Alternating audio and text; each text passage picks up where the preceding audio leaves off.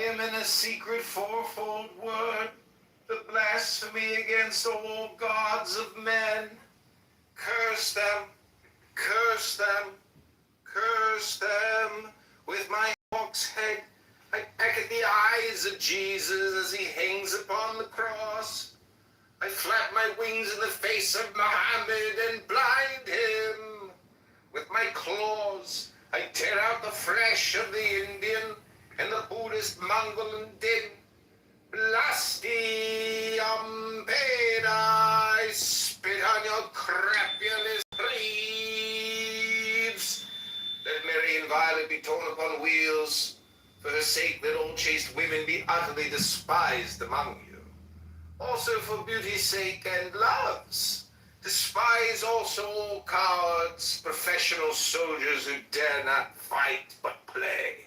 All fools despise, but the keen and the proud, the royal and the lofty, ye are brothers, as brothers fight ye. There is no law beyond do what thou wilt. There is an end of the word of the God enthroned in Ra's seat, lightening the girders of the soul. To me do ye reverence, to me come ye through tribulation of ordeal, which is bliss. The fool readeth this book of the law, and its comment he understandeth it not. Let him come through the first ordeal, and it will be to him as silver, through the second gold, through the third stones of precious water, through the fourth ultimate sparks of the intimate fire. Yet to all it shall seem beautiful. Its enemies who say not so are mere liars. There is success. I am silence and dust. Shines the deep blue sky. Your time is nigh at hand. The one with the force of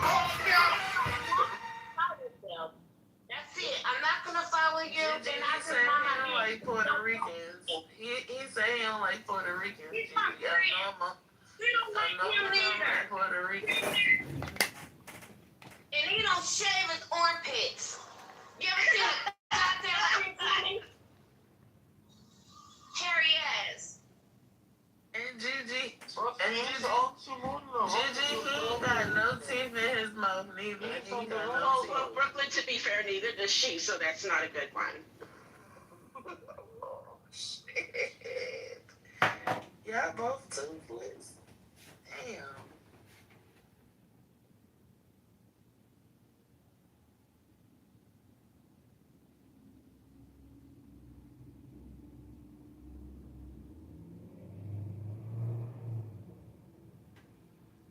This is all the person who goes. My point to this is, there are times in America where the Supreme Court has rewritten its own precedent. On the arguing of Roe in the 70s, one of the most important justices over the last, say, 50 years, Ruth Bader Ginsburg, said in her concurrence that she believed the legislature needed to make the law.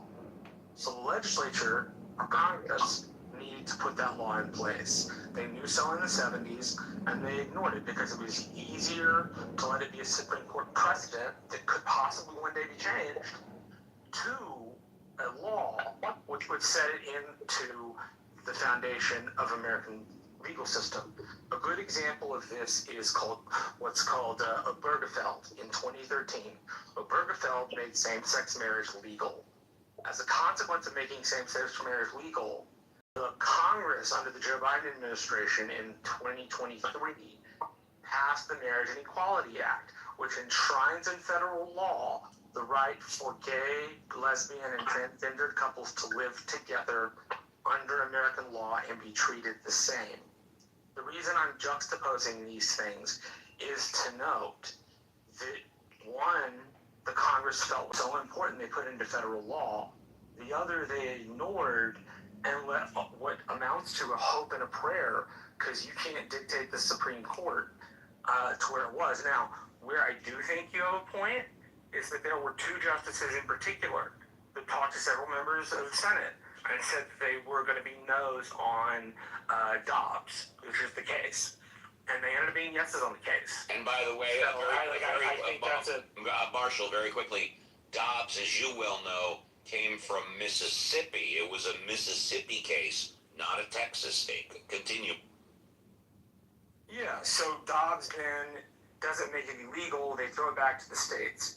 My state, and this is why I don't like the guy's attorney general very much, put in an incredibly restrictive abortion bill. Had an exception for rape, incest, life of the mother. There was this woman who went before the court, the process laid out in the bill.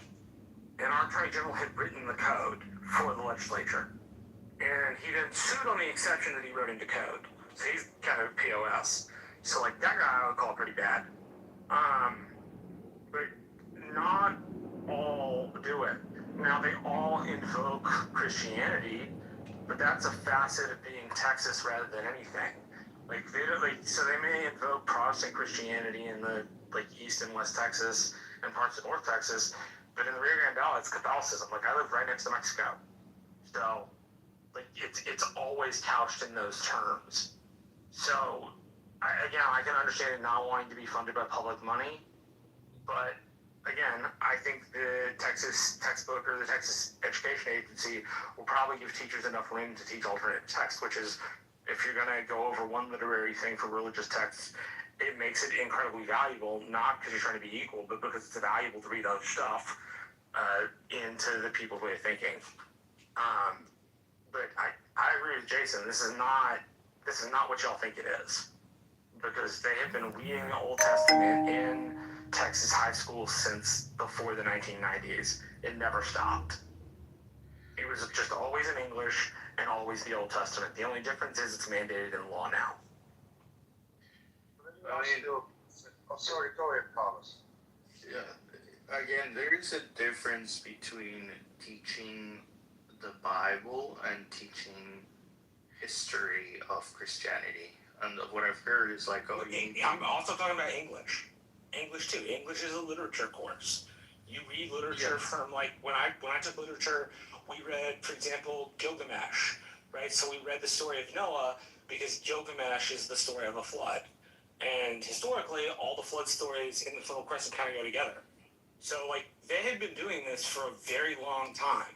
I may depart from Jason here, but I don't think you should mandate reading particular religious texts ever. I think it's a bad idea. I think they should suggest you could do these three and make it a rule that if you choose one, you got to do most, so everybody knows what they believe, because as you said, we're at a different place. But again, Texas is also just very culturally Christian. It just is. I mean, it's going to get invoked in public affairs often. Most of the time in political events, they start her in with some sort of a reference to God. yeah. Now, while some of that makes me uncomfortable, because I don't like the invoking of religion in politics, as I've said, you're not going to get away from it. So would you rather the kids learn about this stuff from the crazy political people, or would you rather them learn about it in a literary class where they have to compare it to the Epic of Gilgamesh? Which one? I mean, this is recent, right? The teaching of this text in the school is No, recent. I'm 35. I went to school 2004. Yes, but it was not in the curriculum back then, Marshall. No, it was. It was? Well, if It wasn't in the curriculum.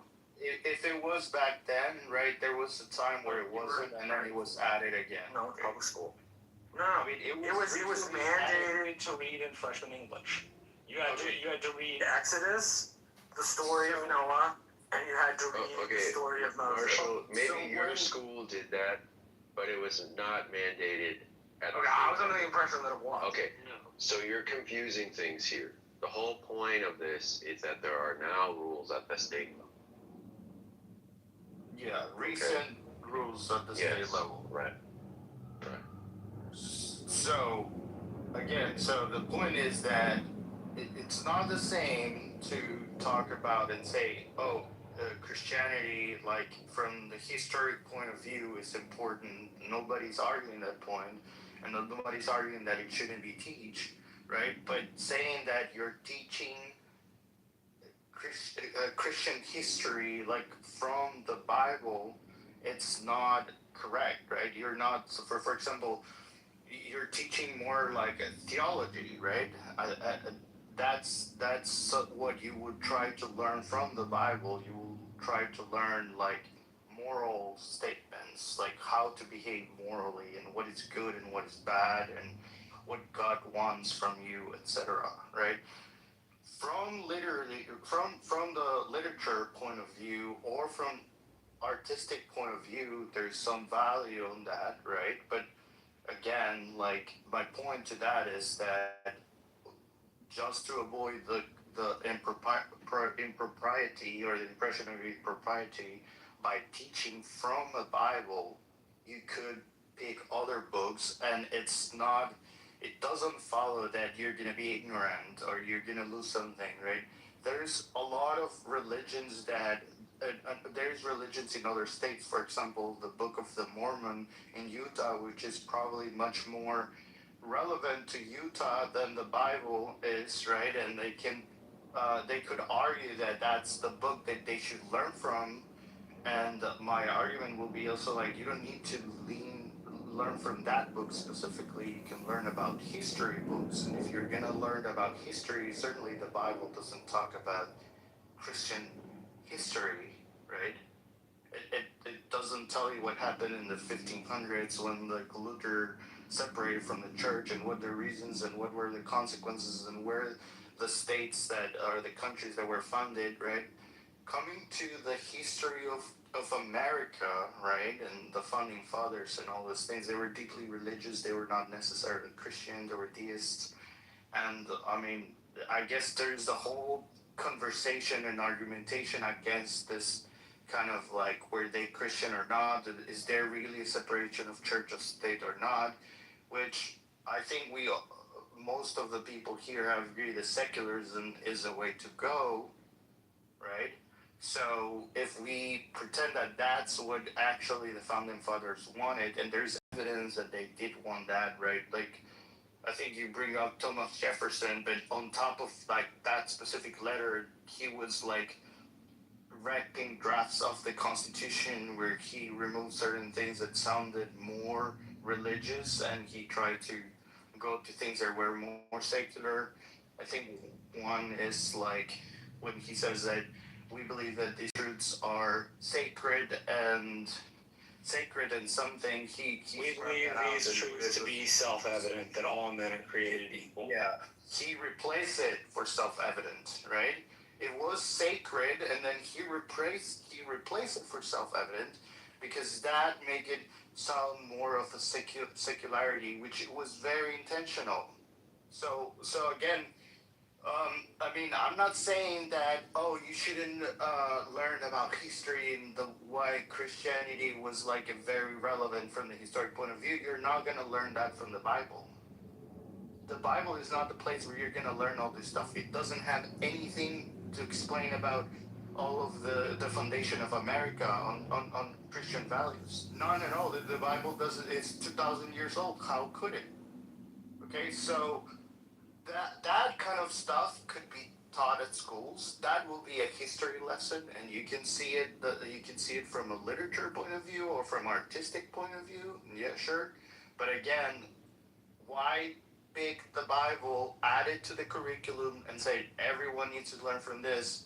Like, just pick Greek mythology. Pick like Aesop's fables, right? Or just pick so many good stuff. Mark Twain. Why don't you teach Mark Twain? Why don't we say Shakespeare? Right? Shakespeare is so hard, but maybe I don't know things that are yeah. Why don't you pick stuff like that we are think more easily? It's not divisive. People are not gonna argue about that. They're gonna be. I mean, they're gonna argue probably, but not passionately about like, oh, you're really going through favoritism of one religion or another.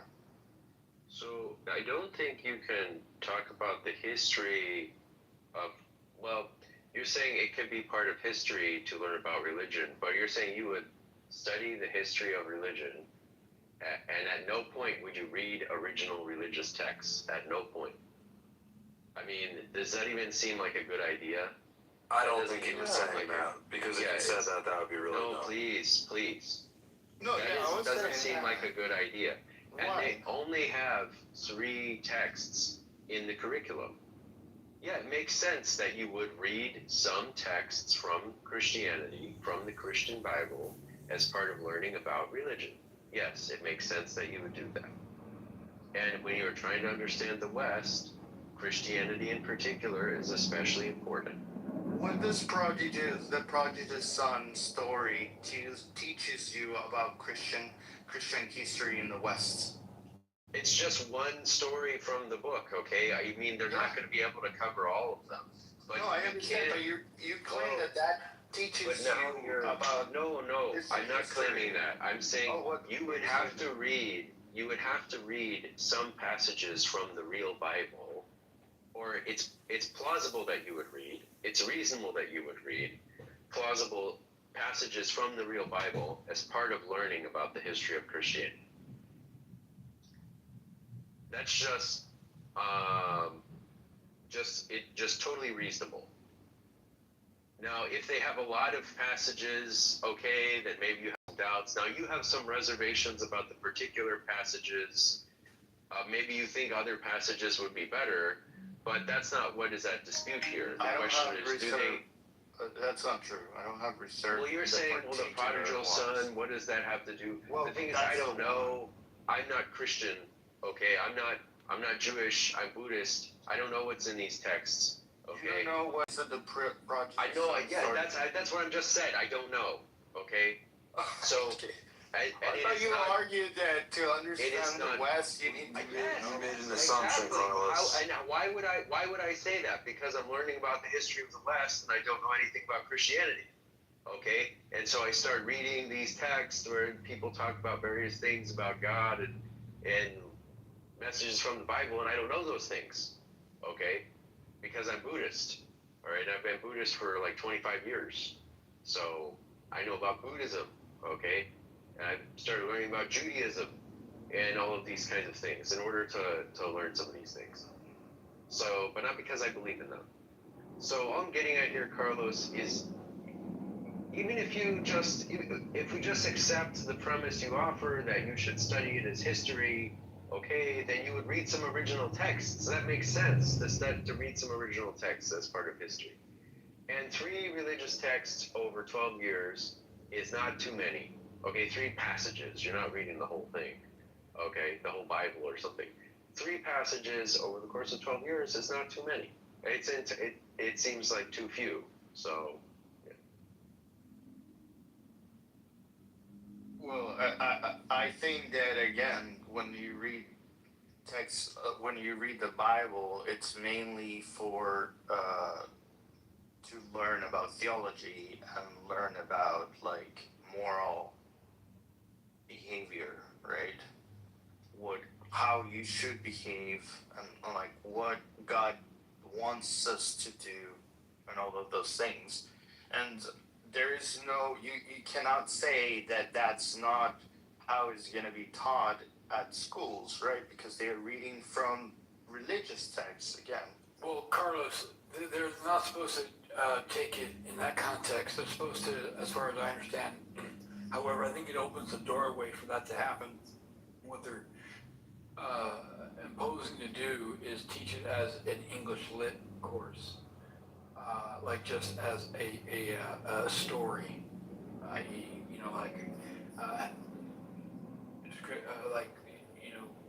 Hamilton, telltale, poetry, stuff like that, Shakespeare, right? But not to be taught as a life lesson on how to behave and how to conduct yourselves and how to gain your morals. However, I do think that it's going to turn into that, and that's where it needs to be stopped. Hopefully it doesn't happen. So like I said, we teach in Texas, and like I was in an AP course, so that's probably why they taught it this way. But if you're telling the story of the flood in history, if you don't include the Bible, you're not being honest. It's just that easy. Why were you taught that in history? That's not history, Marshall. That's no, myth. the story of the flood is a historical account which is compared to Gilgamesh, the Egyptian flood story, the Kushite flood story. It's given to flood stories all around the Mediterranean basin and has been for decades. Yeah, so if you're And that's the point of it. if you're studying these kinds of myths, yes, you must include the Bible as well. That's what I'm saying. Okay. In English, they said it does. You're right. So maybe it's English, but I mean it's not history. I think that's what confused people. Yeah. Well, no, I'm saying history informs the English, right? You get the literature. No, what I mean is, like when you say you're studying in history, I mean the flood is a myth. Oh, Okay, maybe yeah, then I should maybe say it did it. You're right. That makes a lot more sense. But it's a myth, okay? Yeah. And yes, when you're studying flood stories as part of like foundational stories, of which there are many, then of course you should mention the Bible. Should you read the Bible as part of that? Well, it's up in the air. Maybe you can read the Gilgamesh one, maybe you can read the other one. But if over the course of 12 years of studying history and literature, and all the time, during that time, you're going to mention myths from the Bible, stories from the Bible, should you read one or two of them, maybe three or four, as part of becoming a literate person? Sure, I think that's totally reasonable. Many other things, you're going to read many other things. You're going to read that stuff from the Epic of Gilgamesh. Yeah, you read Anglo-Saxon. You read Anglo-Saxon religion, okay. You read myths from the Greeks, right? And it should be mixed in there. I think that's totally reasonable to mix it in there. Maybe it will turn out like JCC is saying. Maybe they will give these texts special emphasis, which they should not do, all right? But I think as part of a broad liberal education, some readings from the Bible make a lot of sense, you know? I just would say that I didn't get like extensive education on religions until I got to college, and I took elective courses. There's no like required reading about religion or any different kind of religion until I got. Actually, I don't think there was any required reading at all. I'm in California, by the way. The other thing too is like, I mean, there's tons of private schools that by tons I mean there are a lot of private schools where parents can send their children to get a religious education or just like a Christian history kind of education. You know, there's lots of places for parents to do that. Why does it need to be also taught in the public schools? I don't understand.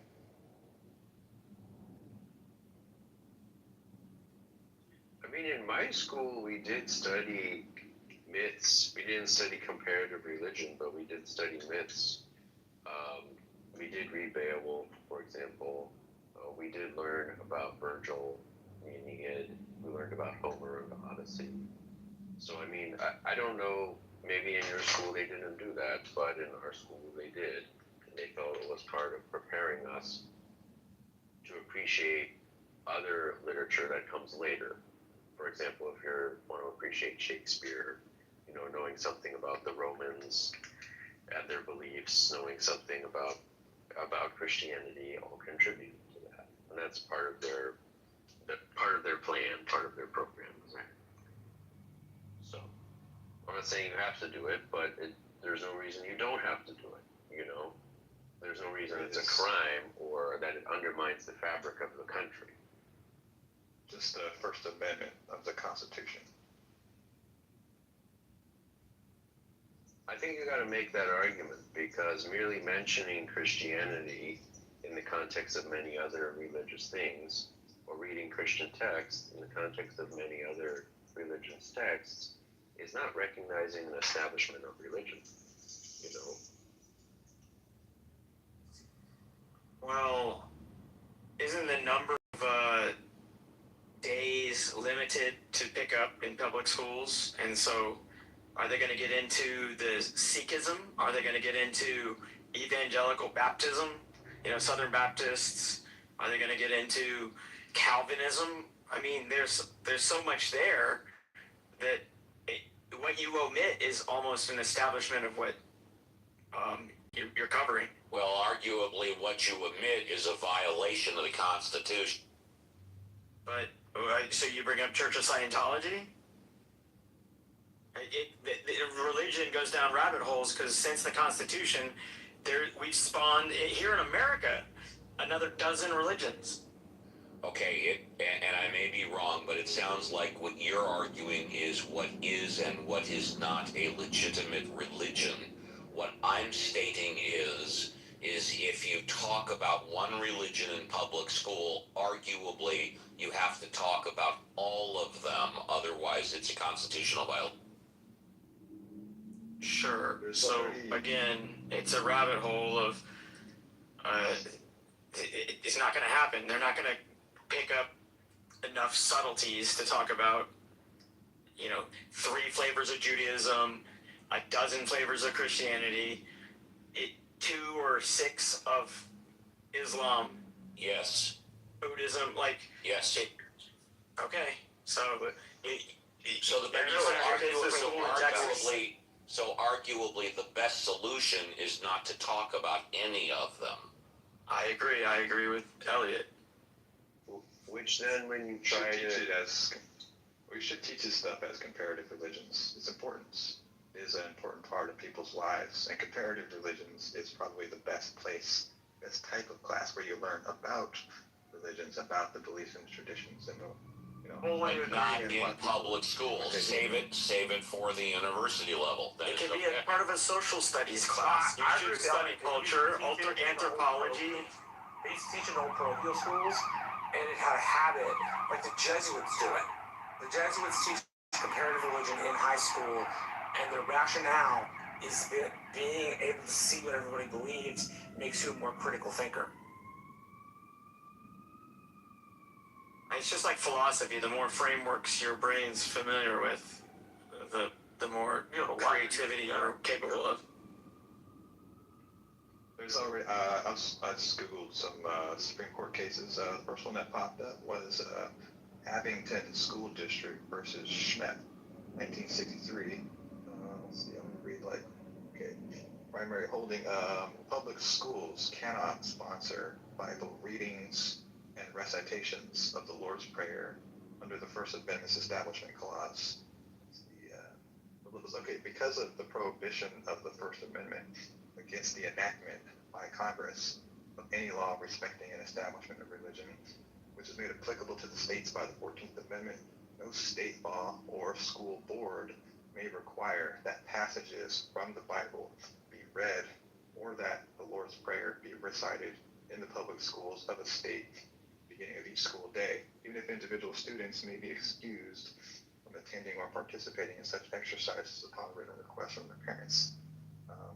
I'll put this link in the chat for you guys. There's a bunch of other court cases like this. The precedent is that this is unconstitutional. Then somebody should sue. One of the things I learned about the federal system, which I think is most consequential, is a lot of the times when things happen, we don't have the money or the wherewithal to find somebody who has the standing to go before a court and adjudicate the matter to begin with. Because I agree with you. Steve. Look. Yes, sir. Yes, sir. I was just going to ask if you could post the letter to the Danbury Baptist at the... I'm sorry, post what?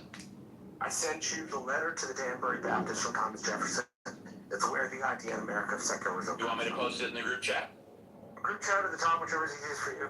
You got it, buddy. No problem. Thanks, man. Yeah, what you're posting here, El, just has nothing to do with whether you can assign the reading in a course. It's talking about an assembly that is at the beginning of the school day, right? That's one of the things it says. It says that, plus it says, let me scroll back up. The first sentence says public schools cannot sponsor Bible readings. Okay, that's the first sentence. Cannot sponsor Bible readings. And if they're readings about like David and Goliath, that's a summary. That's a summary provided by Josiah. Yes, but I'm saying if you look at the holding is when they say readings, they're talking about when you have a Bible reading in the sense that a church has it, like we all get together and we read this thing, right? That's not the same thing as an assigned reading in a course, which obviously a school can assign. Even a state-run school can assign. you know, like let's say you have a comparative religion course, then the teacher can indeed assign a religious text of any kind, including the Bible. So this is talking about ritualistic religious activity. It's not. It's talking about that too. It's not talking about just that. Okay, a teacher whose salary is paid for by the American taxpayer, you know, say Texas residents, Texas citizens, you know, the public school is sponsoring that Bible reading. That's what they want to do. That's not a Bible reading in the sense that is meant here, okay? Because you're just reading the summary and you're using the word reading in an equivocal sense. Here they're talking about a Bible reading in the sense of a recitation or an organized religious study. In particular, they say, no state law or school board may require that passages from the Bible be read or that the Lord's Prayer be recited in the public schools of a state at the beginning of each school day. Okay? This is talking about an assembly and things like that. It's not talking about a required reading list, which, you know, for the purpose of study, where yes, any text may be assigned. I think that it's not manifestly like it's child pornography or something.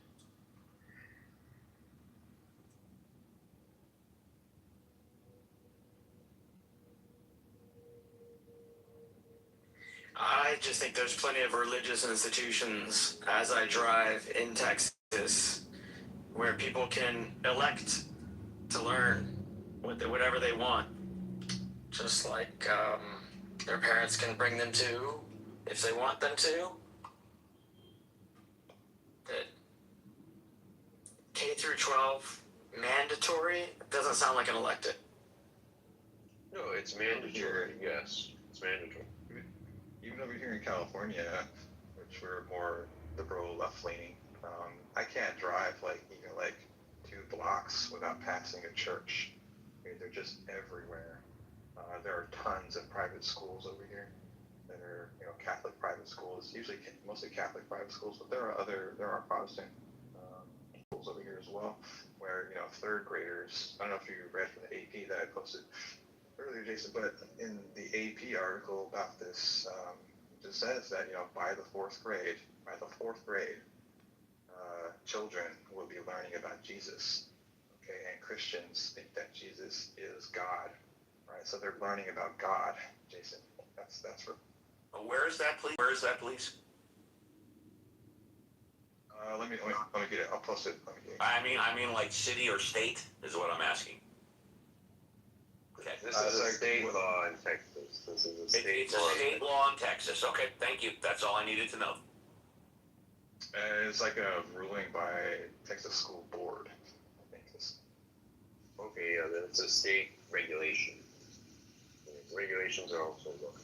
Well, if it's a state law, then all the school boards would have to follow it. If it's optional, then it would be each individual school district. No, it's required. It's a state law, is what you're telling me. Okay. Well, yeah.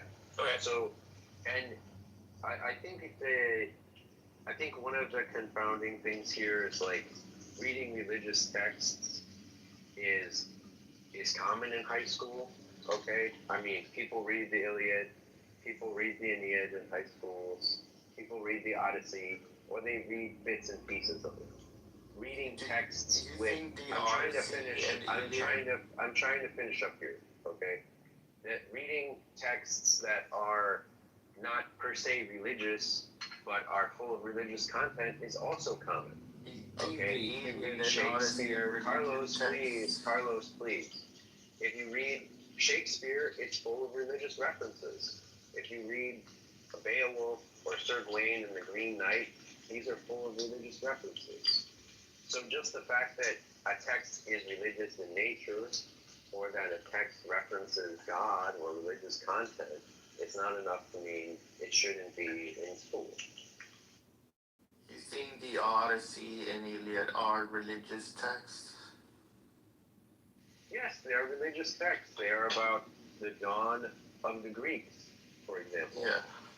And then if you look at the Aeneid is how Romans became Roman. Okay, it's the founding myth of Rome. Now I don't know that's their religion. Well, I mean, I agree that they were religious because there was a group of people who believe that there was a god or gods, right, based on those texts. But there's no people that believe that anymore, at least not significant group of people. So there is a difference and distinction to make between those books and the Bible, right? The Bible is more in line with like what the Quran will be or the Book of the Mormon. Those are religions that pretty much people will take scripture and they believe on that as is the word of God. Nobody believes that Zeus is God anymore. But I'm not sure what that matters here, because does that mean it's not a religious text because you can't find anybody? You certainly can't say for certain that no one believes it. Okay, that's actually really. Please stop interrupting me, Carlos. I'm trying to package everything up here. Okay, don't correct me. Correct me when I'm done. Okay, that will be much more orderly. All right. You certainly can't say with certainty that no one believes it. But okay, it's hard to find a person who believes it. That's probably true. But does that make it not a religious text from a legal or public policy standpoint? I think that's pretty vague or tenuous. I think, for example, if the government insisted on rituals of Greek religion and of ancient Greek religion, that would be seen as violating the First Amendment and establishing a religion, even if the religion is a dead religion. Okay, it just doesn't matter from a public policy standpoint. I don't see why you emphasize that point so much. So what is important to you about that?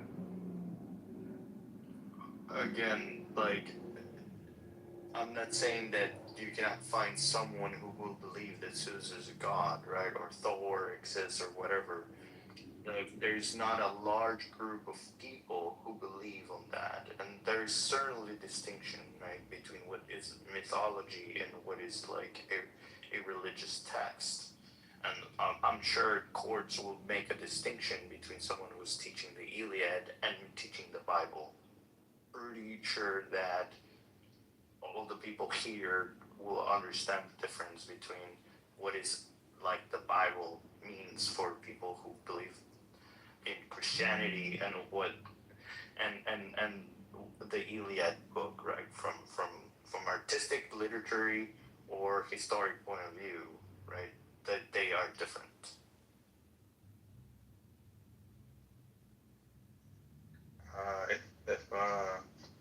If we flip this around and replace teaching stories about David and Goliath and stuff like this, the lion's den and whatnot, if we replace those stories with readings from the Quran about the Prophet Muhammad, let's say, and the Texas School Board, forced Christian children, third graders, to read about the Prophet Muhammad, I mean, we wouldn't even be having this conversation. That would just be completely ridiculous to everybody. That would never happen. Okay, but they're not even, the Texas School Boards, they're just plucking their own favorite religion out and saying that the kids need to learn about this stuff.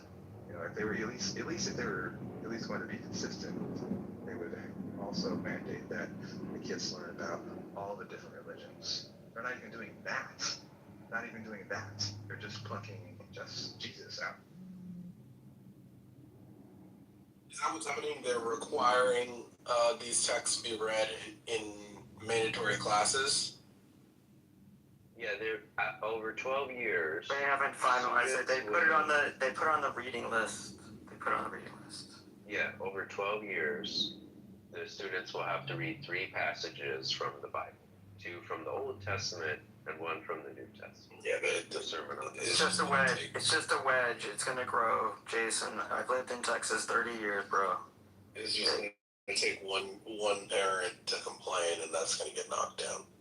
You can have it in school, right? But you can't make it mandatory for all students to read that stuff.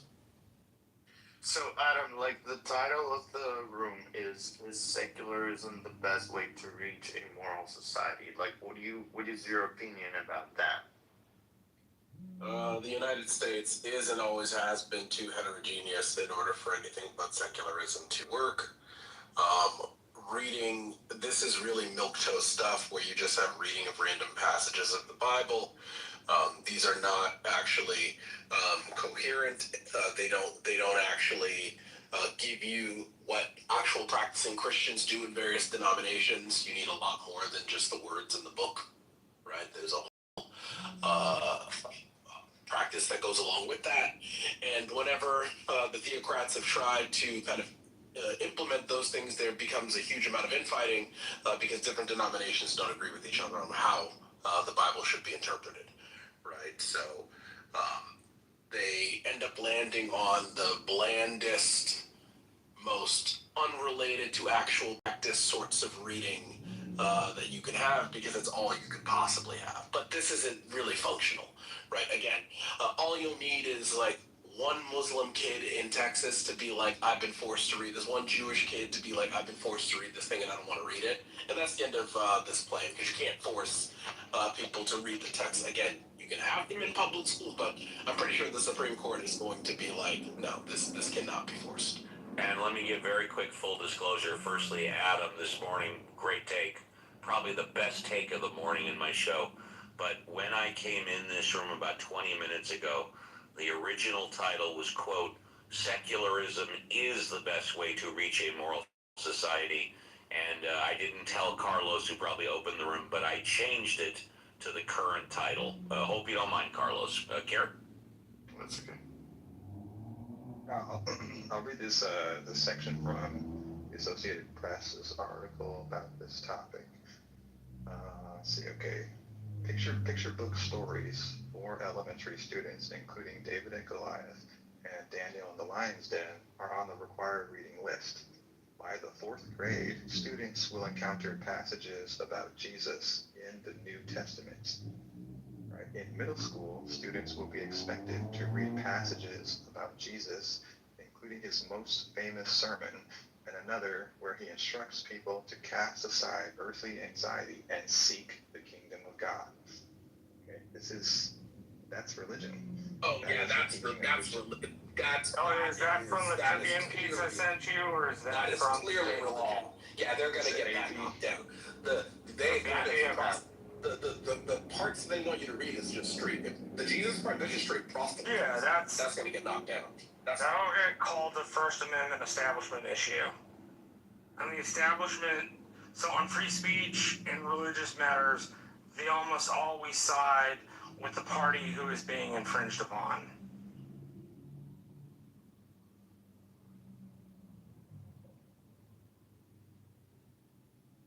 You know, guys, I don't really see it as any different from the Greek myths. And it's just as fine to read the Christian myths as the Greek myths in school. If people take it further than that, I don't know, they begin religious instruction. Okay, that's bad, that's wrong.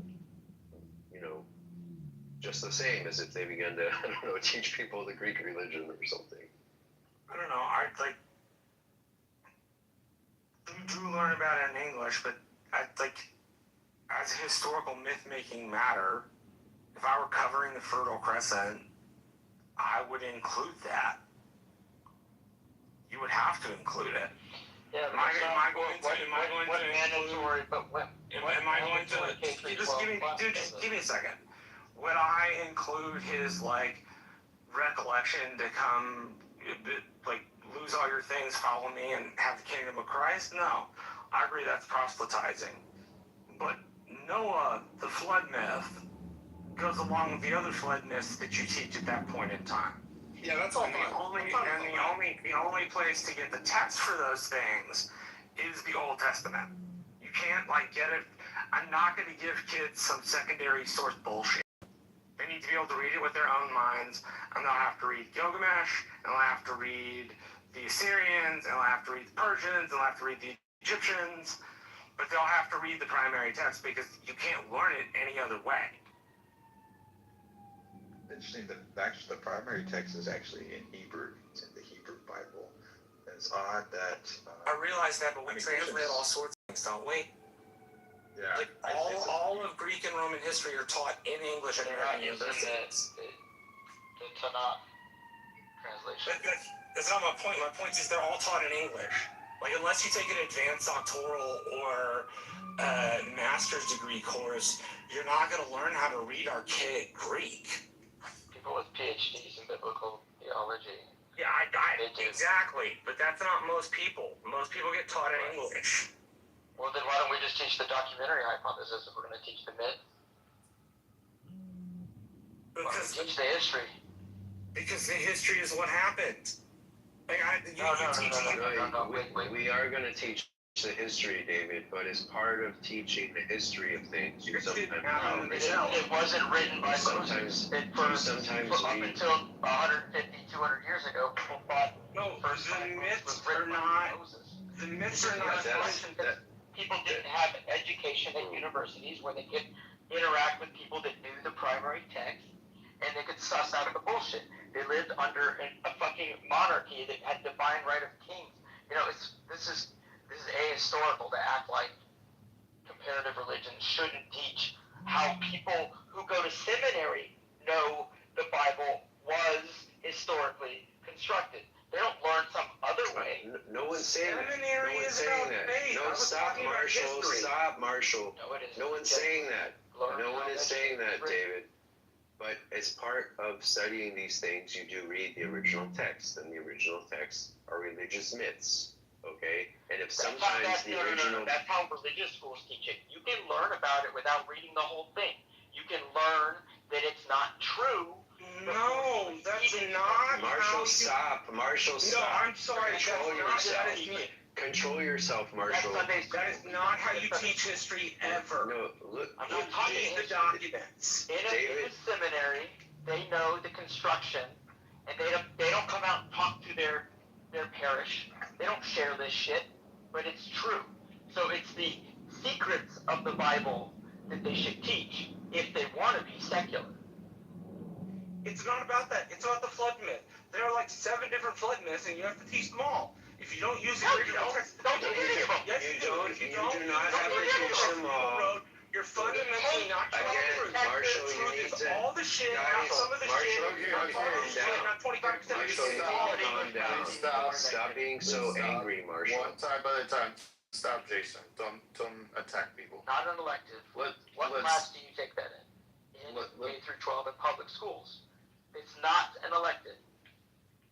That's not, that would be for maybe an AP class, maybe a cultural anthropology, but those are elective. You don't learn that shit in the primary, take the fucking STAR test in your freshman year and now you can finish high school. Texas testing, I can speak firsthand. My children are in these schools. Tell me the class that's like health, where you're going to get into all of the flood myths. That's a waste of time. You don't have time to teach that. No, in world history, they run over every flood myth in the Fertile Crescent. It's been in world history textbooks in Texas since the 1980s. What are you talking about, David? They've done this for years. Like, what's the difference? Like, okay, you don't like the Old Testament text. If you're willing to have Gilgamesh read, if you're willing to have other texts read, that apply to the gods of those people for religious blessing and forbearance in their journey. You have to teach them all, or else you're not teaching the truth. It's just that simple. I'm fine with it. Tell me the grade, and I'll go look at the text for the world history that talks about these. David, I didn't say the word teaching it that way. I said you would teach it that way. Big difference. He said it's in 8th grade. He said it's in 8th grade. Great teach. I'll go look it up. Yeah. So you're learning. You keep on saying, Marshall, that the floods are history. Which I thought we agreed that there were myths, but now you're saying history. No, so you think it's history? You think it actually happened? Depending on where you look at, from 20,000 years ago, there was a myth that had happened in the Black Sea. There was one that had happened in the Mediterranean. And there are sketchy amounts of archaeology that would give you some sort of historical direction. They're not real. you teach them in history, you don't teach them as a matter of faith. I teach them as a matter of historical record. Right? Exactly. You think that they actually happen. Which means I teach the text, the anthropology, and the archaeology all in one, because that's the only way to get an honest reading of it. I don't think this happens in public middle school. I didn't say it happened. Y'all are reframing what I said. I didn't say does happen. I said would happen. What I'm saying happen this way because that's the most accurate way to teach the subject. But but that's like a college. Only useful if you teach it accurately. But Marshall, that's like a college way of teaching history, and like middle school is you don't read primary texts as a kid. Yes, you did. I read paragraphs in all my history books. They're literally all my history books. It's textbooks. It's textbooks-based education. I mean, that's true. Okay, maybe I went to a super special school, but I got printed out stuff all the time in high school, and I was in the CP classes. I'm not in the AP classes. So for the very basic of Texas education, that's what they did. And now people are complaining about this. If that's Texas education, then we're doing a damn good job. Well, they taught you that floods are a matter of a fact, like if they actually happen. That shows the failure of the system. Floods teach they're a part of the historical record. How come it's a myth? Marshall, it's a myth. It's not the point that it's a myth. Marshall, it's that it's written down and you combine it with anthropology and archaeology. Stop it's not that repeating difficult. yourself. You're repeating yourself in a confusing way. You keep saying it's part of the historical record. Stop fucking saying that. Okay, you mean something by that is not clear. Because it was written at the time. That's what I mean. You need to stop doubling down. All right? You keep saying that, and that is confusing people, and you just need to take a breather here, okay, and start over. Let me see if I can add something very short that may help. It might make things worse. The way I look at it, which again could be wrong, is that it's a historical fact that there was a flood. The myth is whether or not the flood was worldwide, but that's just the way I look at it. What flood? Do we know the year it happened? I agree that Marshall may have gone in a jiu-jitsu form to talk about that people knew those stories and told those stories. That is history. Fine. But I think at Gibraltar, that flood, humans weren't around. Yeah, and as far as... I think like the Columbia Valley in Washington, maybe Native Americans have myths around a flood, and I would believe that. But having a flood myth being universal means all of them can make shit up, or that shit travels around. Like Zoroastrianism influences Judaism, and the Persian captivity influenced the composition of the Old Testament. That these things are evolving themselves over time. That's historical. I'm fine with studying that, but I don't think that happens as a classroom universally in 8th grade. They don't print textbooks anymore. I would love to. Learning about the flood myth doesn't just inform you about the flood myth. It informs you about the next 1,000 years of the society and the Fertile Crescent and the way they arrange themselves, not simply in architecture, water engineering, health, the military, storage of grain. It informs you on everything. It's a base for the knowledge to look at the rest of the archaeology and the rest of the written history and make your own decision. I don't think Texas schools, or any school for that matter, should teach the story of the flood saying one is more righteous than the other. But you don't teach it because it's the flood. You teach it because it's a building block for the way society's coped with that danger for 1,000 years afterward. And it influenced everything. You can't find one thing in ancient history that wasn't influenced by.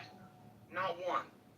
The way the Egyptians took care of their fields was really big about the sea people in the flood. The way the Greeks did it was big about the flood. The way the people in the Baltic Sea did it was big about the flood. The Egyptians Like you don't existed learn it. The Old Testament. Well, you don't. Yes. But you don't learn Are you it telling because me it was dependent upon flood myths? because the Egyptians are. It's the fucking Nile. You're telling Okay. me David. Marshall. No, David. There is Marshall, a separate story. Hold on. There's a separate story in which it's reported by at least 5 or 6 kingdoms, in which there was a great flood in Egypt around the same time as the other great flood stories. And again, you don't teach them because they're them. You teach them because they're a base. And you have to build your house on a firm foundation, or else nothing else you learn will make any sense. But it's okay. People can disagree with me. But that's really why you want to do it.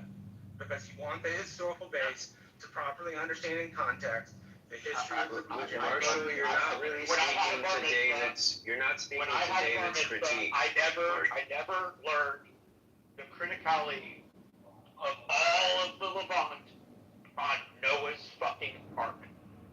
I didn't know it was all David, I said many stories, not one. Come on, man. Well, then stop. Just drop the flood. Because we're specifically talking about my house. Marshall, you are using again. Marshall, you are speaking in an unclear way. Okay, what you mean, Marshall, is that there are these flood myths are important. They are relevant. Okay, when you say the flood, Marshall, what it communicates to people is specifically the story from the Bible, which is not what you mean. All right. No, that's not what I mean. What's right? And so you need to clean up. You need to clean up what you are saying, and also you need to say a lot fewer things all at once. All right. Okay. So on the one hand, I agree with Marshall. Yes, this family of myths is important in understanding the Middle East and the Fertile Crescent. On the other hand, I disagree with Marshall that you have to teach all of them in the sense that you give all of them detailed study or something, or you have kids read all of them. Honestly, if you read one, that's probably more than most people will ever do in their whole lives, and that's probably enough. But yeah, is it relevant historically? Yes. I'm not sure about the incredible emphasis or weight given here to it. And I don't think that there's a disputable point here at the point where we say, well, there are flood myths, and you probably should know about them to understand the Fertile Crescent and the Middle East. I mean, what is there to disagree with there? I mean, that's easy. Like, nobody's disputing what Marco is saying. Like, these people, this stuff is a part of history. Like, people believe in this stuff. They organize their lives around religion, different kind of religious ways of being in the world. Like, that's real. Like, that shit actually happens. Like, people should know about that. But it's also, at the same time, like, it's not appropriate material for fucking third graders. Okay, it's just not. Third graders, like my daughter's 7, dude. She's in the 1st grade. She's gonna be going in 2nd grade. She's still learning how to fucking read and write. And to do basic arithmetic. This is material for like maybe 12th graders in college. That's where it would be. Or indoctrination if you do it in 3rd grade. I mean, 3rd grade. I think you do it in 10th grade, but that's maybe football. You can learn about, for example, I learned like the Nile River in Egypt it was difficult to do agriculture there because of the floods, right? And I forgot what they do and the techniques they do, but you don't need to read these myths about it to learn about that. And all the myths, right, are not history. If you read one of those stories, right, if you will read the one on the Bible specifically, it says that there was a genocide, essentially. All the world died except for a family of Noah, right? So that's inaccurate. That's not a historical factor. It's called literature, right? There's a word for it. It's called literature. And when you study literature, you're ready to situate it in contemporary with the author, with what they might have had on their mind at the time, what was going on around them, maybe allegory, how to situate. I mean, Bible study knows how to do this, but it's called literature. It's just a book. It's a library of a bunch of books written over time. Why is that so hard? What you learn about this is not like, oh, this this is like a historical thing that helps us to know how to, behave in society and things. You learn how to write good stories that capture the reader, so something that is compelling. What is going to capture a reader to keep reading your story and be entertained? That's what you read.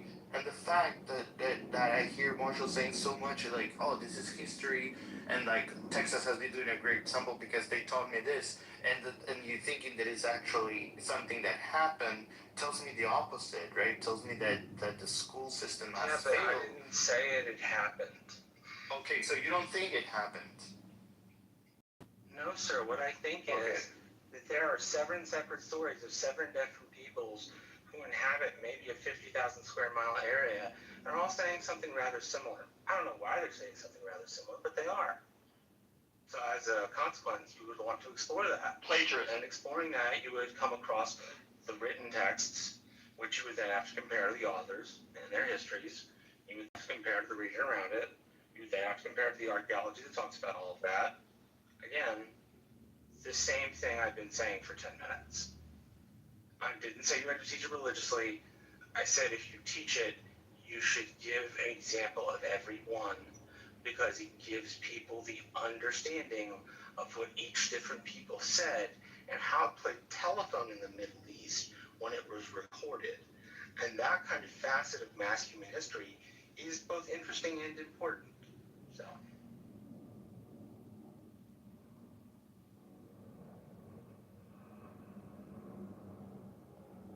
Yeah, it just doesn't necessarily need to be taught in school, in grade school. You could study it later, like my study the flood specifically. There's so many things you could study, the Aegean or whatever. I do think, though, that for a person who is raised in the United States, who is raised in Western society, it will help them a lot to have some conversancy, some familiarity with the Bible as ordinary Christians understand it, to understand the people around them and the society that, our society evolved from. And that's kind of a unique thing about Christianity in the Old Testament. They have that relationship, whereas like the Tao Te Ching or the Sikh texts don't, I've kind of mellowed in my old age on these topics. I would have probably been more against it when I was younger. But now I'm just like, it's fine if my kid reads it. I mean, it's not like my kid's going to end up being a Bible-thumping Christian, right? Because, like, she knows that I don't value that, and we don't go to church. And reading a couple paragraphs of the Bible is not going to turn her into an evangelical. It's just not, right? It's not effective in any way, right? These people are sending their own kids to Bible study, and their kids are leaving their churches at very high rates. So I'm not really worried about my kid being indoctrinated by this sort of stuff. So, I mean, they're probably going to read it anyway. It's totally fine. Well, it drives off quality teachers who know that it's really part of the censorship, and it's more a sign of the problems with the last 10 years of burnout of quality teachers at the public school. I believe that. They don't pay them for shit, yeah. So, what doctrination do you prefer your child to have if it's not biblical? What other form of doctrination is it prefer? Would I prefer my child to have? Scientific. I want my kid to be indoctrinated into the ways of, like was just stated, science, right? I'm a scientist by training. So is my wife. My father-in-law is a doctor. I want my kids to be focused on that. Don't you want your kids to have the freedom to choose what they want rather than? No. In fact, I don't. In fact, I don't want that. No. In fact, what I want for my kids is I want my kids to be rich, right? And I want my kids to be educated. Things that will Rich in what way? Money. The only way that rich means rich. Rich means money. That's not what rich necessarily. means. I have my kids in an extremely elite prep school. I'm spending $120,000 a year in their education, and that's what I want for them. I don't want them to feel like they can go to school and major in underwater basket weaving because I don't support that. No, I do not. I do not support them going to school and getting a degree in philosophy or theology or any of that shit. No, we're doing tiger parent stuff over here. And if other people want to raise their kids to do this stuff, that's fine.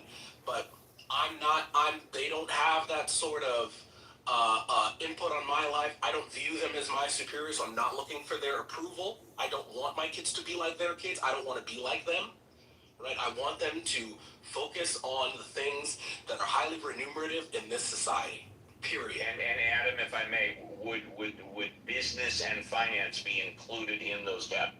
After they get their scientific education, sure, but they should not be going to get an undergraduate business education. No. Okay, so you're focusing first on science and then business and finance. Science and math first. Yeah. You can go to college, you can go to grad school, and then you can get an MBA. But the MBA shouldn't be doing that in undergrad. Absolutely not. Do something numeracy. It's called numeracy. You need numeracy before you pretend you know how to operate a business.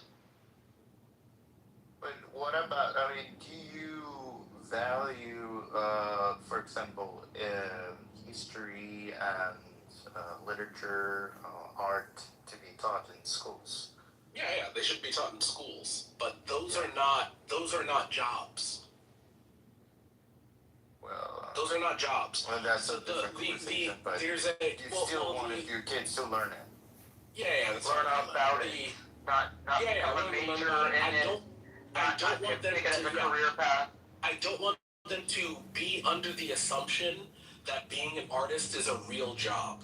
So in our society, we value art. Art is a very strong component so then of send our your society. send your kids to be artists. Mine will not be doing that. Well, listen. Mine will not be doing that. I'm not here to raise a slave. I'm here to raise a human being. In our society, what we have left over, and I can say this because my kids are at the sorts of institutions where the cult of the humanities started, right, in elite northeastern prep schools, and Columbia University. We had a class of people who were already rich, who then went to establish a bunch of institutions. They're great institutions, right? But they were independently wealthy, and then they were like focused on being artists and all this other stuff, but the money was coming from trusts that they had. This is not how I want my kids to be raised.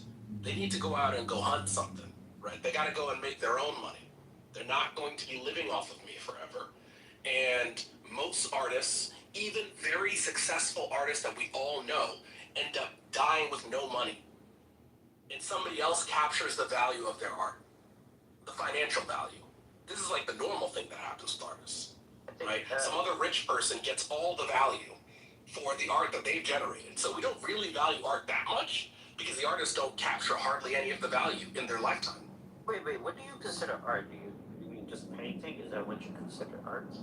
When I say art, I mean a little bit more. Even books. What you're saying though is true of books. It's true of music recordings. It's true of so many things. So it is that the artist ends up poor. Yeah. And he doesn't want a very small group of people who take drugs and want to paint. No, not take drugs. Talking about his kid, not counting the girls behind the I'm not talking about people who ended up being drug addicts, right? I'm talking about people who were like practice artists who had studios, who had shows, right? And most of them didn't become popular till after their death. And whoever owned their stuff after their death, they got all the money from it. It wasn't them. But their contribution to society is... Well, great. I want my kids to experience... I love what Adam was saying, yeah. I love what Adam was saying. I'm just saying that, look, listen, imagine if the world was just like Adam, everyone was like Adam. Well, you can sacrifice your life to be that way. We'll all be sacrifice poor. your children. Well, no, we will all be poor because You're just scaling his personal advice. I mean, come on. I'm just saying that, thank God the world is not like so that. then sacrifice your children and your line to no make that sacrificing, argument. I think the world that it is like Adam. As somebody who loves history and would love nothing more than to like wander around monuments and read first-hand texts, how do you think we get the fucking money for that shit? We go to rich people who do what Adam does.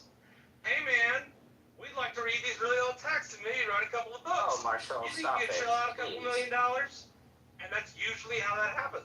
When I was a child, I became a scientist by training. When I was a child, I wanted to be a paleontologist. That's what I've always wanted to be. When I travel for work, I go to the natural history museums in every city that I go to, still to this day. Just went to the British Natural History Museum. It's a travesty. It's fucking awful. They've turned it into the lowest common denominator museum. It's terrible. How are you able to enjoy that without No, but here's the thing. The reason why I never ended up going to school to pursue paleontology was because when I got to university, I realized paleontology has always been a rich man's game. It was always, from its very inception, the thing that people who were married into generational wealth did after they had money. It was never supposed to be a thing that you needed to do for work.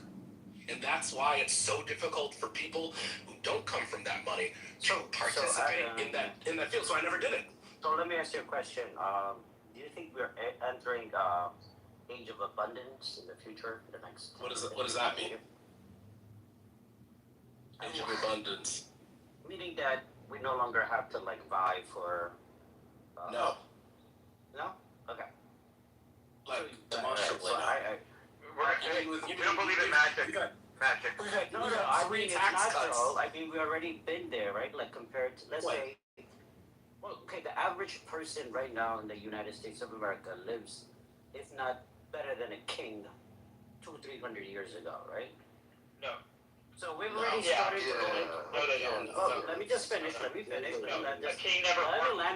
me land this plane. Average American has access to the toilet when it was only a king who had access to a toilet. Things like that show that we've been progressively entering the age of abundance. So for you, Adam, to think that you still have this mentality of a caveman, vying against others, and it's a bit, I don't know what to say. I think toilets are a reduction. So there's this weird thing that he's doing where he's talking about absolute increases in material well-being, and I'm talking about relative position. Yeah, but I'm saying that you're. I'm clearly talking about relative position within your society, right? I want my kids in the society to exist to be at the top of the society. I don't give a fuck what it looked like 300 years ago, because my kids aren't living 300 years ago. I care what the kids who sit next to them in school have and being above them.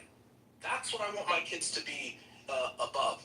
I don't want my kids to be middle class, right? So I am doing everything in my power to make sure that they won't be middle class. That's what I'm saying, right? So bringing up what it was like when Henry VIII was on the throne is immaterial to what I'm doing in terms of raising my children. I don't care. All I'm saying is that you're not going to raise them to be the kids of the future, because they're going to suffer based on what you're saying. They're not going to thrive hard. Well, let me just finish, dickhead. Sin, do you have children? Sin, do you have children? Why do you need to let you finish when you start saying stupid shit? Does Sin have children? Just allow me to finish. Sin, do you have children? Yes. What are you doing with your children? What kind of school do they giving them all the support they need to be a proper human being. And they choose what course. I don't deny them of religion. I don't push religion down their throat. But the Bible is available for them to study if they want to. What is your background? Where's your family from? I find it very interesting to study the Bible, and I think it's a good story to share with them. But it doesn't mean that they have to study like they study math, right? What level of education do you have? A college degree. And where is your family from? What is this, an interview about me? No. This is actually quite important, right? Where's my family? From East Africa. Yeah, you should focus on getting your kids some money. Oh no, I got the money. So all they need is a. Oh, you have the money. I have the money. Yeah. All they have to do is I have rest that my opportunity. case. Your No, Honor, I'm not. Look, I have the money for my family. Like they could go to school if they want to. If they don't want to go to school, it's up to them. I'm not putting pressure on my Wait, kids. you already have family money? No, I made my money. Okay, well then I rest my case. You don't rest your case. I'm not like that's not the center of my life. If I had less money, I still be who I am. I don't let money decide. Sure. Okay. Yeah. No, for real. I don't want to. You're obsessed over like you're obsessed over being part of like top of the I don't understand why my choice. I think you feel insecure about your choices. No, I feel that's why my choices grate you so much, because you feel that I am inherently discounting your choices by not choosing to raise my children in the way that you chose to. No, you can raise them all, but I just feel like they're gonna have a lot of trouble in their life. I don't think so. At some point, and I think they probably most likely, and I hate to say this to you, Adam, but more likely than not, they probably would not have a relationship with you. I don't think any of that is likely. Well, let's just say that we keep it on record, the replay. I don't think any of that is likely. Allow me to take 1 minute for my personal experience. I raised 2 children. They're in their 30s right now. When I was raising my kids, I would say I'm sort of in between Sin and Adam. I stressed that I wanted them absolutely to get a college education, and I said that me and my ex-wife, we would pay for all of their needs, reasonable needs, to get a college education, undergrad degree. We didn't care what it was in, but the way I was raised when I was young, college education, any education is something that nobody can take away from you. So all we stressed was we wanted our kids to be happy, do whatever they wanted to do in their life, but get your college education now. Where are my kids right now? My son is a lawyer. God bless him. Pardon me, I'm an atheist. Living in San Diego. He's single, doing very successfully. My daughter has a master's degree in social services, and she's in Portland, married with my first grandchild. They are both happy. They are both independent. They are both living their lives and productive members of society. So I just wanted to throw that out there from my personal. No, I agree with you, Steve. I think for me right now at this age, I believe college degree is like high school degree, right? Just as we went back 6 years ago. Well, if that's the case, then it's more important to get your education and a master's or a doctorate. Yeah, no, absolutely. Like I think in the 50s and the 40s or the 30s, sixth grade education was considered high school level education, right? That's basic education.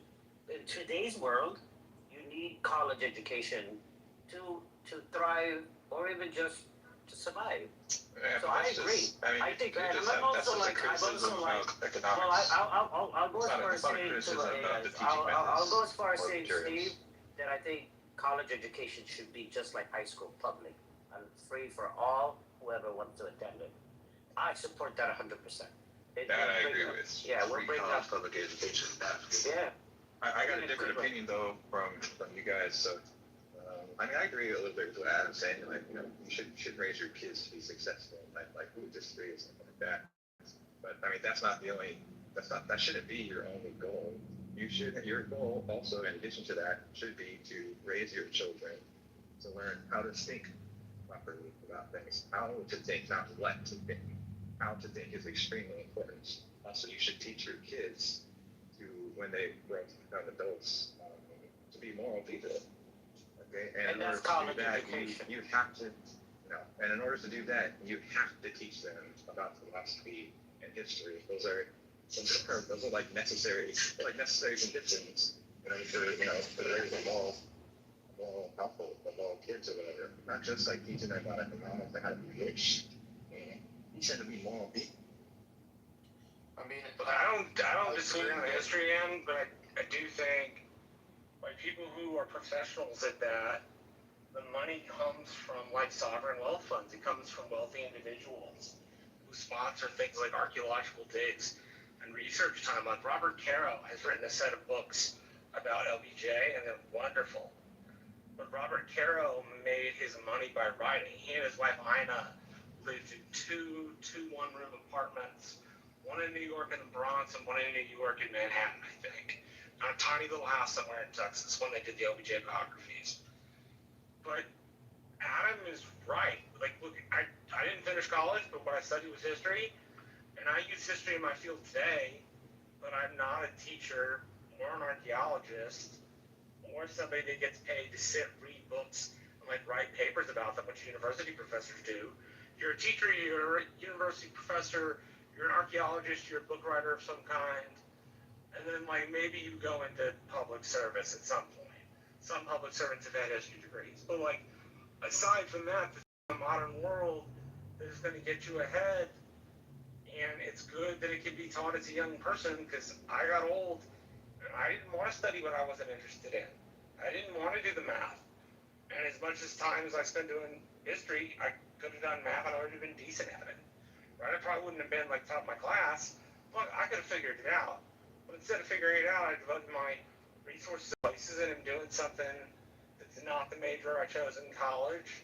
And if I get a job doing this, the money is going to come from the taxpayer, the wealthy donor, right? It's like history's a thing that history and art are things that the wealthy can afford.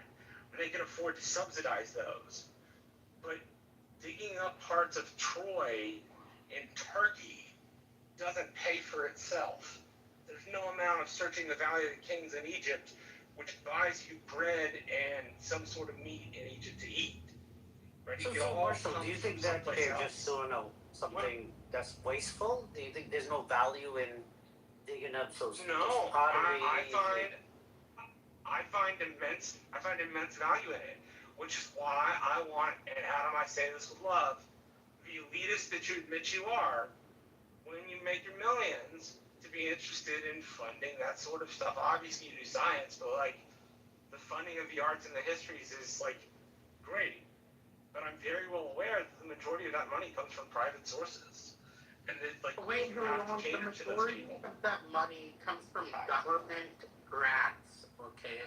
No, a lot of the university. What I mean specifically is people who like write books. That's private money, right? And they get paid. There is no such thing as private money, but you know, if you professors. I mean, the money that you owe yourself and you dump it to somebody else. I don't think you need to profit, Marshall, honestly. Majority of the research done in America in the 80s, in the social sciences, comes from government grant money. It does not come from private donors. This is completely false. Well, I have to agree with you. Private donors, because when I'm Marshall, here's the thing. So, okay, one at a time. If there's an archaeological dig in Troy, it is almost guaranteed to be coming from some government entity. Some government is sponsoring that dig. Now, I do agree with that. I said no. That's what I said. So, no, Marshall, you gotta remember a lot of this money comes from government, keeps the door open. But let's say there's a special thing that they need to do, then they'll go for private funding. But what keeps those guys going, their salary, their institution, it's all based on government funding. You guys do know that you can go on these digs as a non-expert who has a real job, right? Like, yup, although I have the hardest volunteer. You can volunteer. You can. They take people all the time to tapes for dinosaurs. Like, it's very common. Like, you can do it if you want. Well, do they give you like food and shelter? Yeah, it's like nominal stuff, right? You can do it. And I would encourage people. I would encourage my kids to do it after they have an actual career, right? But this should not be viewed as a career, because almost no one gets to do it as a career. It's the same as thinking you're going to be a professional athlete or an actor. You are not. You You are going to go into academia, you're going to spend a ton of time doing it, and you're not going to get a chair because these departments are not growing, they're shrinking, right? And the people who have these chairs die in these chairs. So no, you should not think of this as something that you can reasonably accomplish. I'd be a fool to let, as somebody who's been in academia, I'd be a fool to let my kids think that this is a reasonable path for the future. Most of the people in those chairs didn't have to do things like postdocs because they're old, and people didn't do postdocs when those old people got in, the university system was expanding, and now most of the people who get these degrees, these terminal degrees, do not end up in academia because there are no jobs in academia. So no thank you. I agree with Adam that there are no jobs in academia anymore, and the jobs you are gonna get are like some lecturer piston making $2,000 a month or something like that. But and I would agree with Adam that I think mainly it should only go into these career fields if you have some money from your family where you're gonna be safe. But one problem is that the arts and humanities, even more so than it is today, become, heavily concentrated with the kids of the wealthy, right? And that is a problem in terms of what research is done, what methodologies are deployed, how those methodologies are deployed, what is the scope of your focus. Class does matter in that instance. And so I think, now this is of course talking about daydreaming, but we should abolish capitalism, abolish private property, and go thereafter. I am done speaking. I'm done. Well, I think there is a lot of like plain open statements of like, this is not what you should do, this is not what you should do. I think people are free to have their kids educated whatever way they want, right? I mean, I don't know if you guys heard the story of Polgar, I guess that's the name. She's David, if you don't mind muting. There is this chess player that his dad, they live in Hungary, and the dad of Polgar wanted her to be one of the top players, so there was always concentrating on her playing chess, right? And the guy got a lot of criticism of like how hard he pushed his daughter, but his daughter is a top player right now. It's the first woman, was the youngest woman to reach the grandmaster position in chess, right? And she has beaten the top players in the world. Like, I think she's top 10 in the world right now, and she makes a lot of money. So I think people can judge the dad all they want. I'd be willing to bet she doesn't make it from chess. Yeah, well, how much you want to bet? Okay, how much does she make from playing chess? I'm just asking. She makes more than $100,000 a year playing chess. Does that mean 101? I don't know. You can Google it. So the answer is you don't know, which is fine.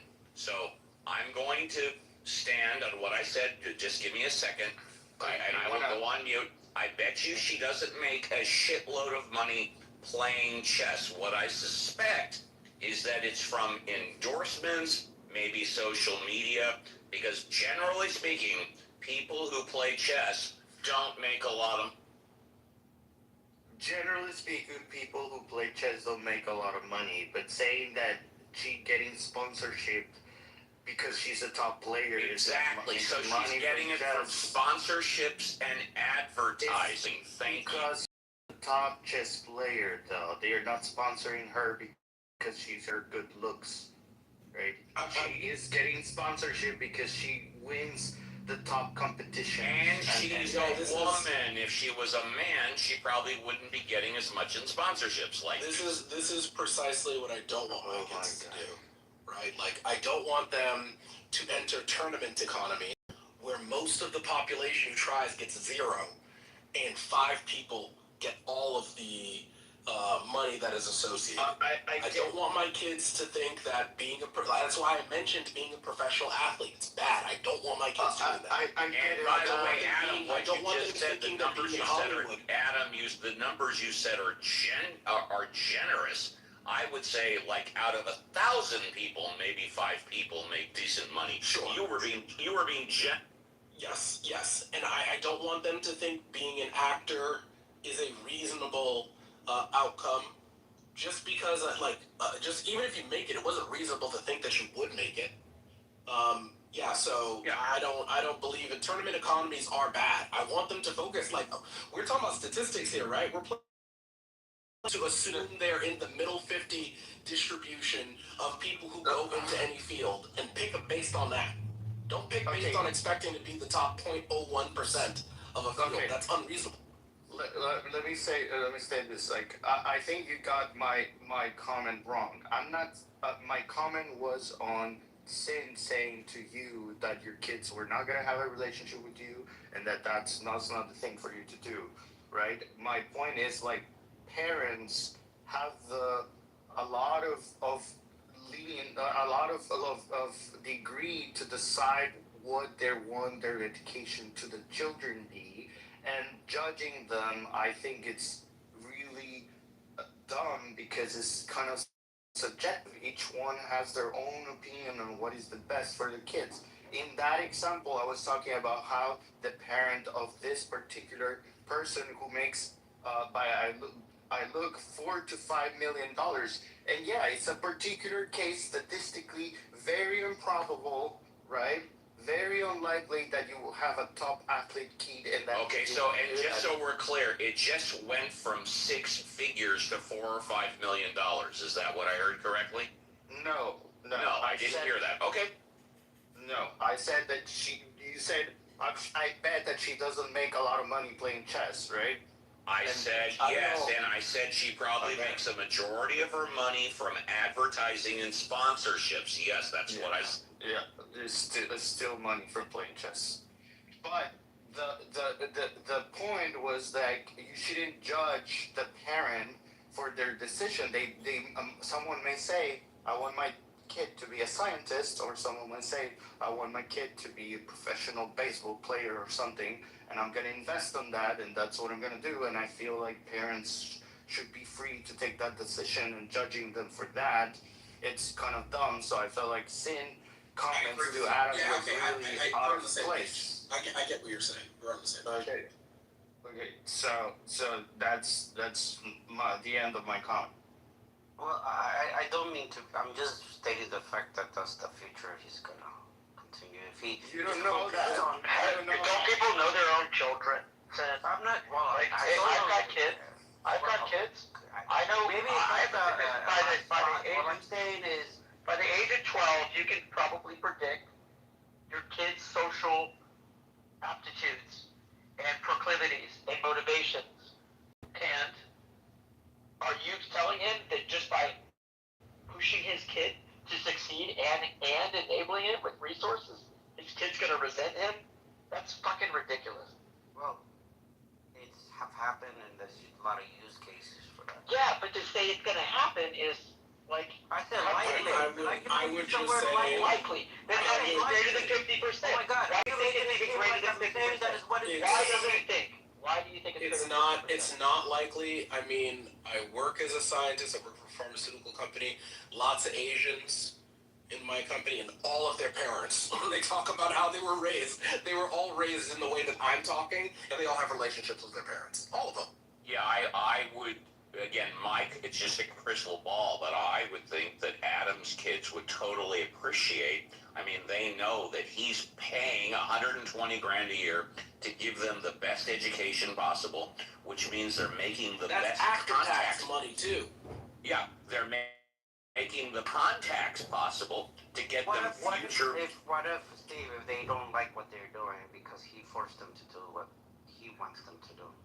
Why do you think it's probable? More likely. You know what? Let me say this. I'll give you a short. Does Sin just think that all Asian kids want to be doctors and lawyers and scientists? Do you think that every Asian kid just like dreams of that? Like, let me give you so Chinese and so Indian. It's not because the kids are like all lining up and saying from the time they're babies, this is what I want to do. Let me give you a 60-second personal family experience. I have a niece, a blood niece. She is currently an attorney. She's been an attorney for 4 to 5 years. She graduated from UCLA with honors and got a 25, I don't remember, she got like a partial scholarship to Harvard because she wanted to go to law school. That's Harvard Law School. She got a full ride, a 100% scholarship to go to UCLA Law School. And of course, we live in Southern California. This won't take more than 60 seconds. My brother, her father, could afford to pay for Harvard, but she didn't want her dad, my brother, to be burdened with that. And by the way, although Harvard clearly worldwide, nationwide, has better recognition than UCLA, UCLA is still a top fucking law school. She chose UCLA. One of the main reasons is that she didn't want her dad, my brother, to be burdened with paying for the tuition. She got a full ride to UCLA. She graduated UCLA Law School with honors and has been an attorney for a couple of years now.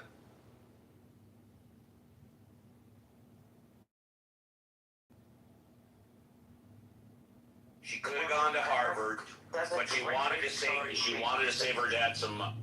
Well, that was a great kid to think in a sense. That's a good person. But I'm just saying that you have to be careful with your kids, not forcing them and putting too much pressure on them to be what you want them to be rather than them trying to figure out what they want. So, I mean, statistically speaking, David, 50% of all kids don't have a relationship with their parents already. What percentage you said? 50%? Over 50%. Wow. That's... Yeah. Already don't have in America. That's very hard to believe. Well, look it up. Yeah, just check out Pew Search. Yeah, look it up. Look it up for yourself. A lot of American kids don't have a relationship with their parents for one reason or the other. So what I'm saying is not particularly something against Adam. It's just that the research shows it, right? 50%. So do you live in America? Because I live in America, and that's... Oh, man, you don't know what the... Why do you keep harassing me about who I am and where I'm from? Do you live in America, though? Of course I do, nigga. What the fuck? Because that is not my experience of America at all. And by the way, I've got to chime in here. Hello. We don't use the N-word in the atheism. Oh, no, my bad. I didn't finish saying it. That's okay. We don't use the N-word in the atheism house. Please continue. He didn't even catch it, so... He heard it. I heard it. Do you disagree with that? Everybody's heard it. I'm just trying to show him that I'm American, too. Just because it keeps... That's not being American. Bitch, motherfucker, asshole, use them all. Just don't use the N-word. Sorry, and if you want to know why, it's very simple. I don't like. No, it's fine. It just had to come up because I was just getting frustrated. But I apologize for that. I don't want to have big it. Sen, where did you get that statistic?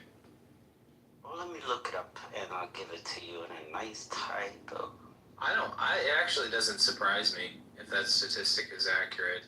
I mean, it's probably hard to get good statistics on something like that, but I don't think it's, especially between boomers and millennials, there's a lot of broken relationships.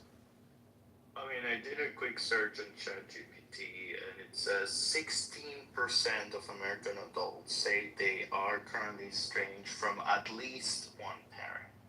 So if you're less than both parents, it's 20%. even less. Which means that 85% of them get along.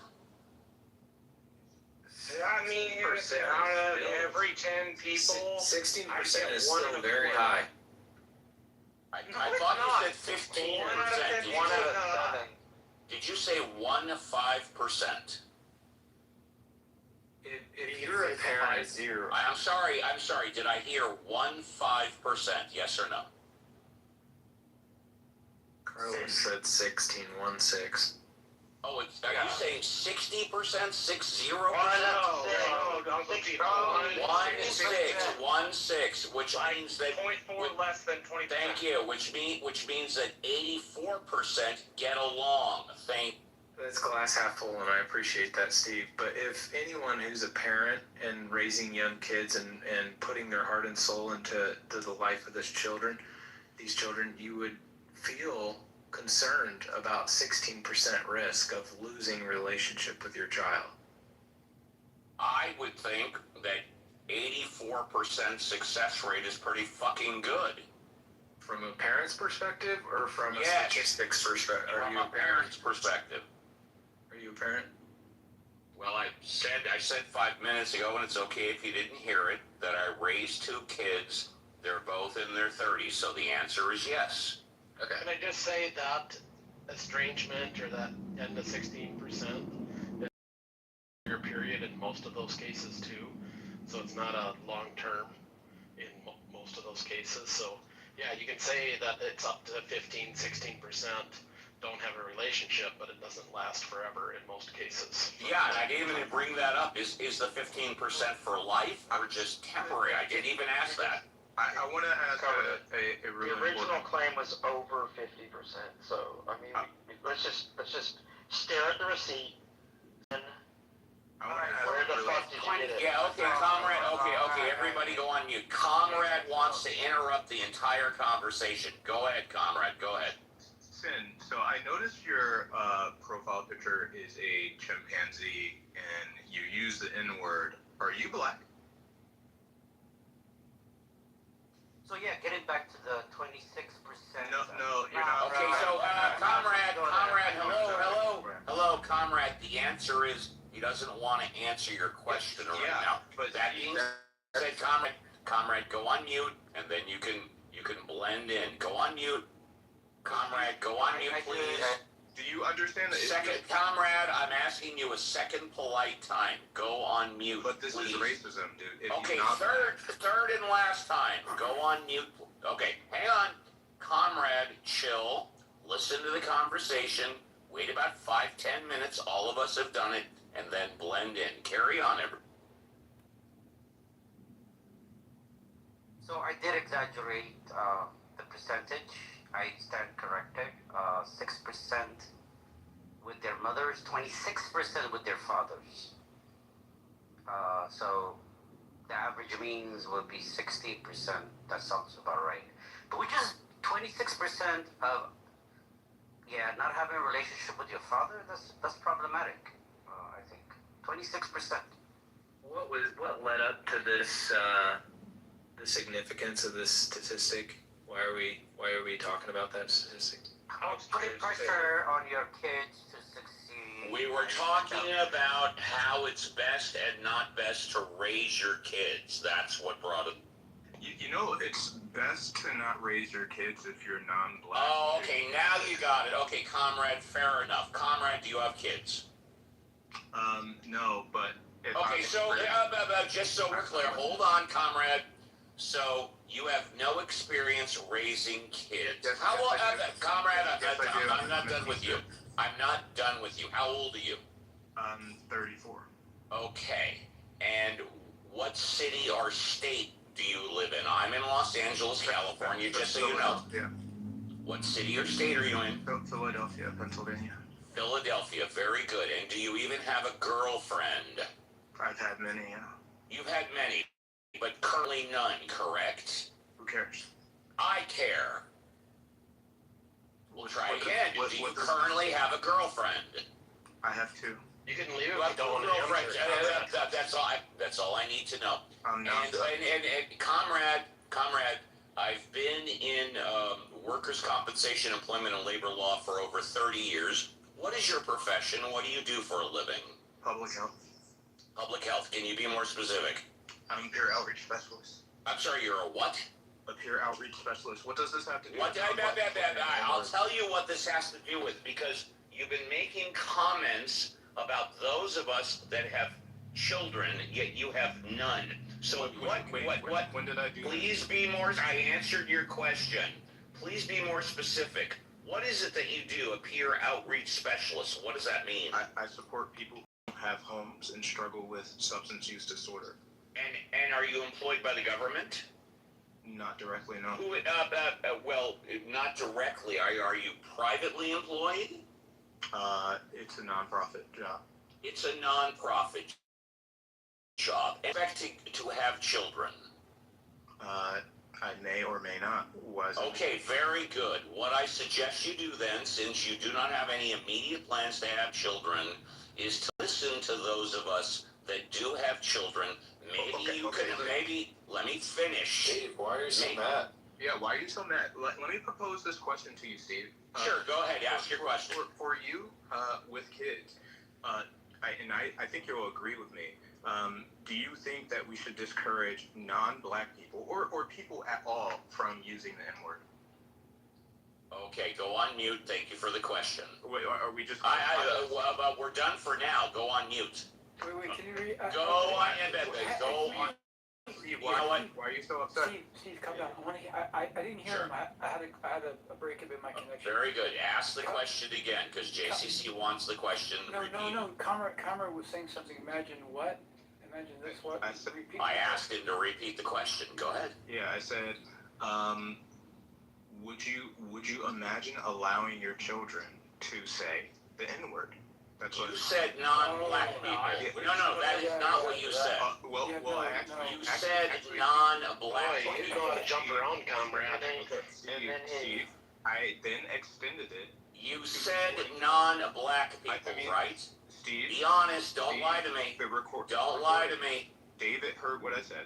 Don't lie to me. You said non-black people, right? You said both. I said both. Okay, so let's take it a third and last time. Ask the question one last time. Why are you having me repeat it? Why are you crashing out? I'll tell you why I'm asking you to repeat it and why I'm crashing out. No, I would not allow my child to use slurs like that. Of course not. Of course not. And the question's not even directed to Steve or anybody else. It's directed to Sin, who not confirmed whether or not he is black. And he used the N-word against a black person on the stage. All right, fair enough. Hold on, stop. Why are you cutting me off? Because I own the house and I can do whatever I want. If you don't like it, open up your own room. I'm not talking about something you did. Well, you know what? Tell you what. Let's make it real simple. Let's make it real simple. Hey, comrade. Hey, comrade. It's not comrade. It's me. Oh, I'm sorry. Carlos opened this room, so I think it was about morality and secularism, and now we're talking about slurs. So I don't know. Can we get back? I'll tell you what, JCC. If you want to keep it in line, I'll go on mute. You got it, brother. Because Well, I'm very surprised at you, Steve. I don't know why you're acting like this. Because really, you know me? Yeah, I would expect you to be disgusted. When was the last time we spoke? Comrade, when was the last time we spoke? I'm not sure. I don't know. Well, then how do you think I know you? Wait. I am confused too, Steve, why you're acting like this. Like, why are you? We were discussing parenting. He said you, Steve, not the other way around. And there was something said about what's best for parenting children, and there were some percentages about losing, relationship with children. Where'd that come from? I'm curious. Adam and Sen were engaged about parenting and pathways and affordances and constraints, and Sen declared Adam's parenting style to probabilistically be to more likely than not his children would not talk to him. Oh, wow. Okay. That's a bit extreme. Wait, really? How do you know his kids wouldn't talk to him? I had a dad like that. I was just giving Let's be talking about fucking old man. The synopsis. And then I'm presuming... Synopsis. Sen used the N-word. Right. I did not use the N-word. We all heard it. Yes, you did. Okay. So Steve has a hard fast rule that is not to be. Yeah, and I sort of halfway said it. I didn't fully. You fully said said it. it. No, you No, fully No, said it.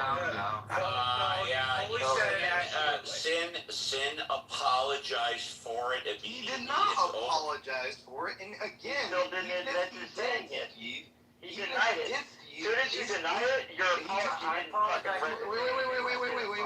wait. This is the most important thing. This dude has a chimp as his profile picture, and there's no evidence that he's even black, right? So sure, no one should. Oh my God, no one should. Hierarchy of oppression cards here, or It's not what? a hierarchy of oppression. What the fuck are you talking about? It's racist. Conrad, are you that fragile? Are we joking? As an adult man, are you that fragile? Do you know? From here, My card's down. Can I have black card? JCC, you're let out of the cage. JCC, you're let out of the cage. Yeah, Is this a joke? I'm in a bad Do we have a bunch of white people Where can that I apply for the black card? saying Where can I apply for the black card? JCC, control this shit or I will. Okay, you do it, Steve. I'm in a bad spot. I get bad connection. You got it, buddy. Okay. That means I'm in trouble instead of the people defending racism, right? All right, so I think we should Did I share establish my it. perception on the exchange? Johnny, I don't think we've heard from Johnny, have we? You did hear me earlier, and I think you may have actually confused my voice with Comrade's. I would love to hear your opinion, Johnny. Take a few minutes. Sin used a word none of us are a fan of.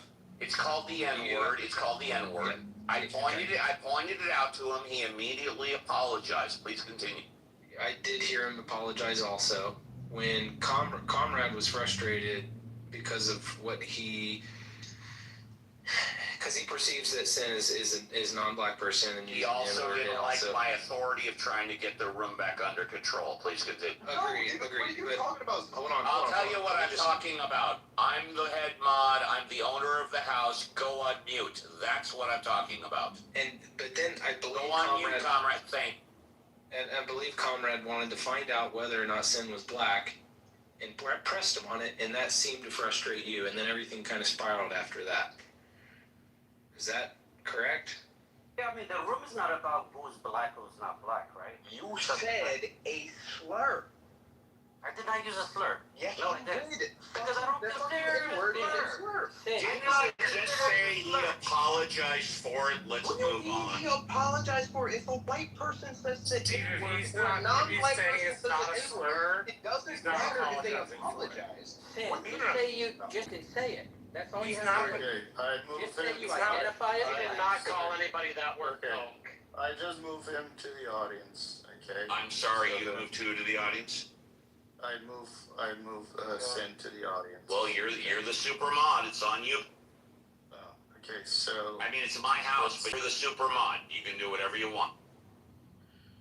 so we can. I think that it's a good rule. We don't want people to using the N-word. It doesn't matter if it's a good rule. It's a rule, period. Don't do it. And we need to try to do that kind of behavior. We can go back to the conversation, which was if parents have the right to essentially decide what to do with their kids. I mean, it was not the original one, but it devolved into that.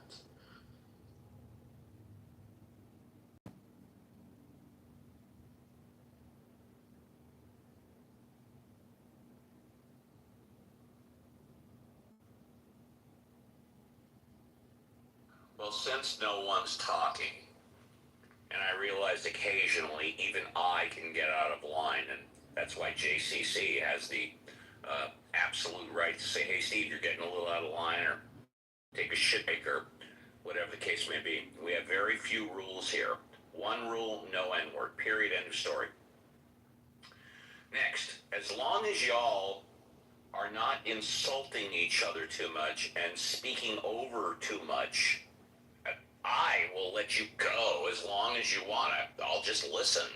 But when people start arguing, when the personal attacks start happening, when 5 people start speaking at once, that's where I have to do my thing.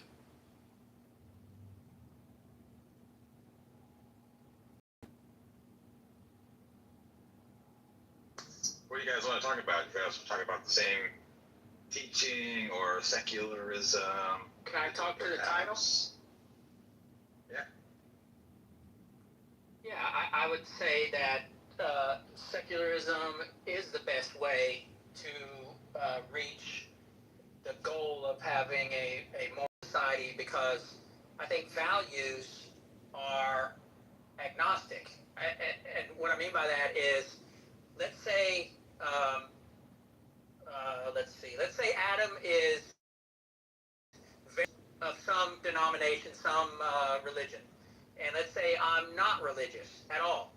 If we act in the same way and our behaviors are the same, such that we respect the rights of other people, we pursue our own interests without harming others, then what's important is that we share the same values. And a third person, say Steve or JCC, looking at the two of us behaving in the same way, raising our children to respect others and be courteous, polite, kind, etc., hardworking, then Steve and JCC may not be able to tell who's religious and who's not. Let's say we don't wear, jewelry or crosses or whatever the case may be.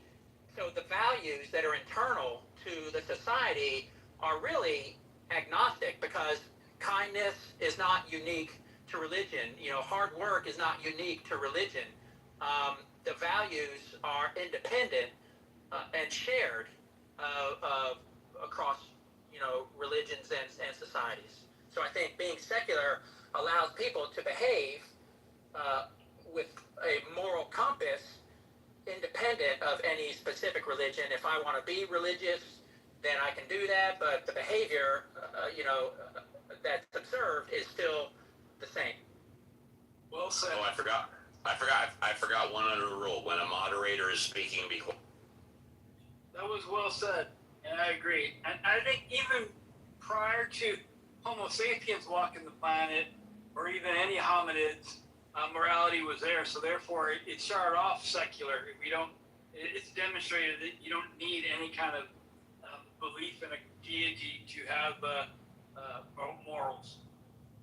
And by the way, very quickly, for those of you that don't know, we've been joined by Alfonso, who is the founder of the Atheism House.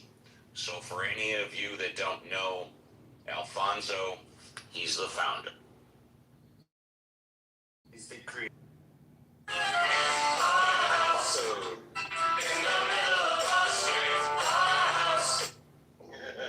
Nice. I didn't want to. Alfonso is our. What's that? I didn't want to interrupt the mod, but it's all right. Thanks for creating the room, Carlos. So what's the flaw in our agnostic argument? There is no flaw. It's I gave you compliments. It's a great argument. Values are eminently wise. I think that one thing that people seem to we're not negotiating values here. That's what I'm seeing. We're negotiating outcomes and norms, right? So within secular society, we're focused on outcomes and norms, not on what you value and what you don't value. That lives in the realm of morality. And I don't think morality is meant to be legislated, right? There are, some outcomes that result in broad moral behavior, but we're looking for establishing norms, right? And norms, we have to be inclusive group-wise and as much as possible. So I think what secularism does is it forces integrative negotiation. I think a good example, and it also separates the personal values from the public norms, right? You have personal values, you can live by those values, right? And it doesn't, and they generally, as long as they don't violate the public norms, like the good of the public. And something like same-sex marriage, right, is a good example, right? What we're legislating there is contract law, basically. If a man can enter into a contract with a woman, then a woman should be able to enter in that same type of contract with a woman, and vice versa, right? And that's really what it comes down to. It's eliminating discrimination on the basis of sex in contract law, and recognizing that within the secular realm, we're establishing norms around contracts, right? The moral or values-based aspect of it is when I go to have a commitment ceremony of whatever type, and I walk into a, evangelical Baptist church and they turn me away, that's fine, right? I just need to find a officiant, right, or someone to perform the ceremony that it's within their values to go ahead and do same-sex marriage ceremonies, right? So that's the difference. And what I object to is like people trying to legislate their moral values and preferences into societal norms, especially in cases where it restricts the liberties of others, and the exercise of those liberties has no negative, like net negative to the public and society at large. I agree with that. I would just add that ethical behavior is downstream of values. So if I value, then you take that value, person would behave is a priority. Can you say that again, Brian? You're breaking up really bad. I said that moral ethics are downstream of values. So if I value life, then that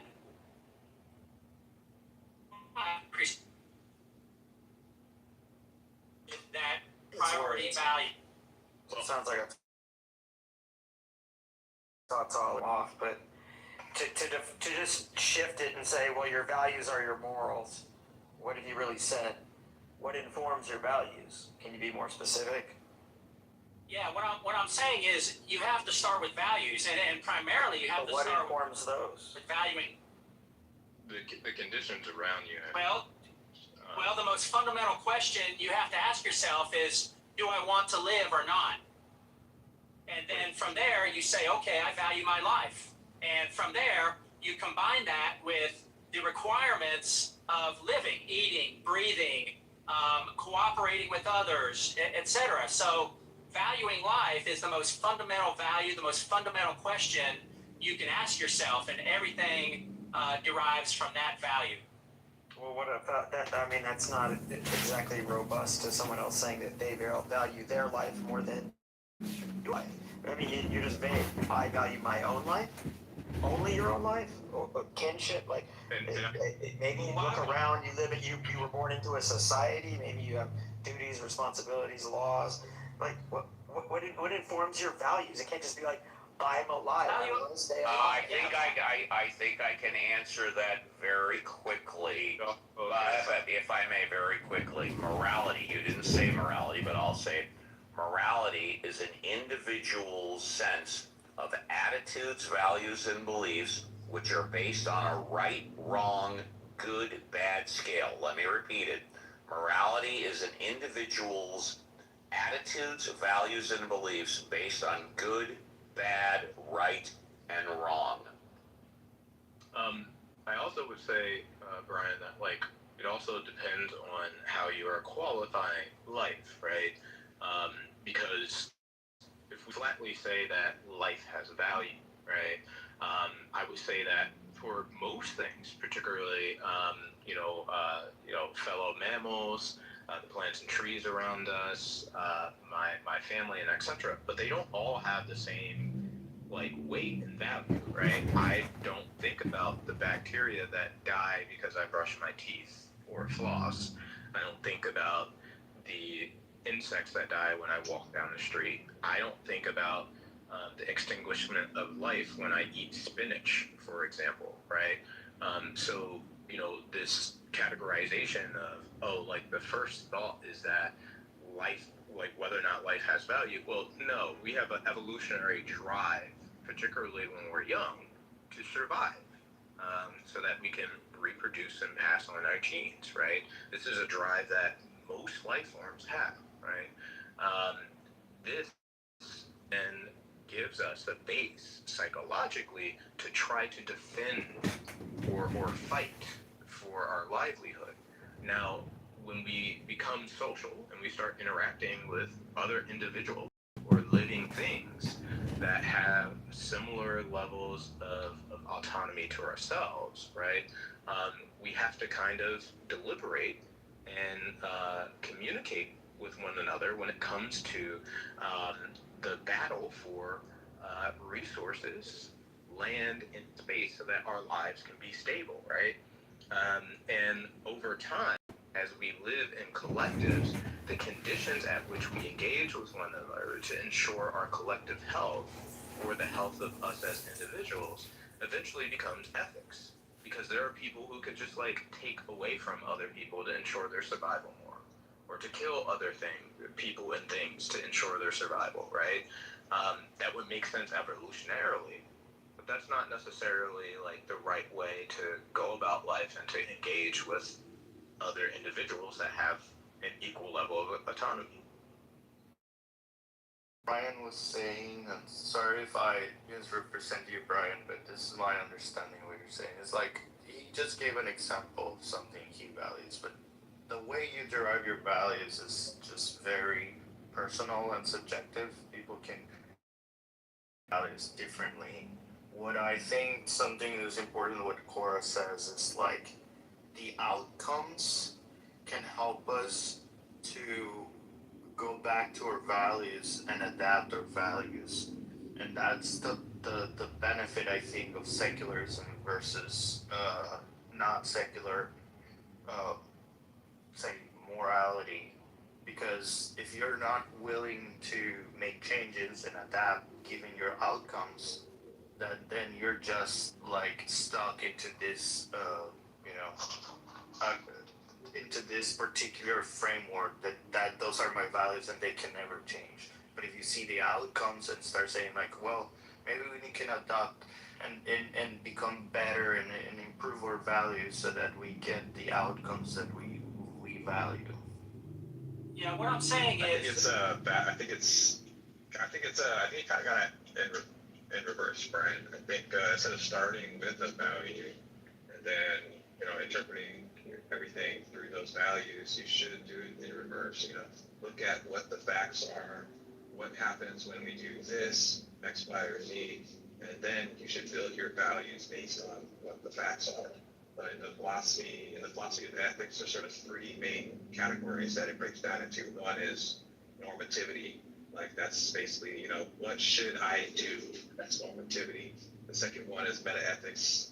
Which is about what does it mean to say that something is right or wrong? And the last category is applied ethics. Should you do like, that stuff like, stem cell research, or should that be with applied ethics? Like, that's all applied ethics. And, I think you should. What I'm saying is, what the facts are instead of the facts. You decide that you want to live. That's as a human being. And so, comrade, I agree. I should have clarified. Human life is more important because of the type and nature of our sentience and consciousness. So we can decide, not to live. We can decide what to live for.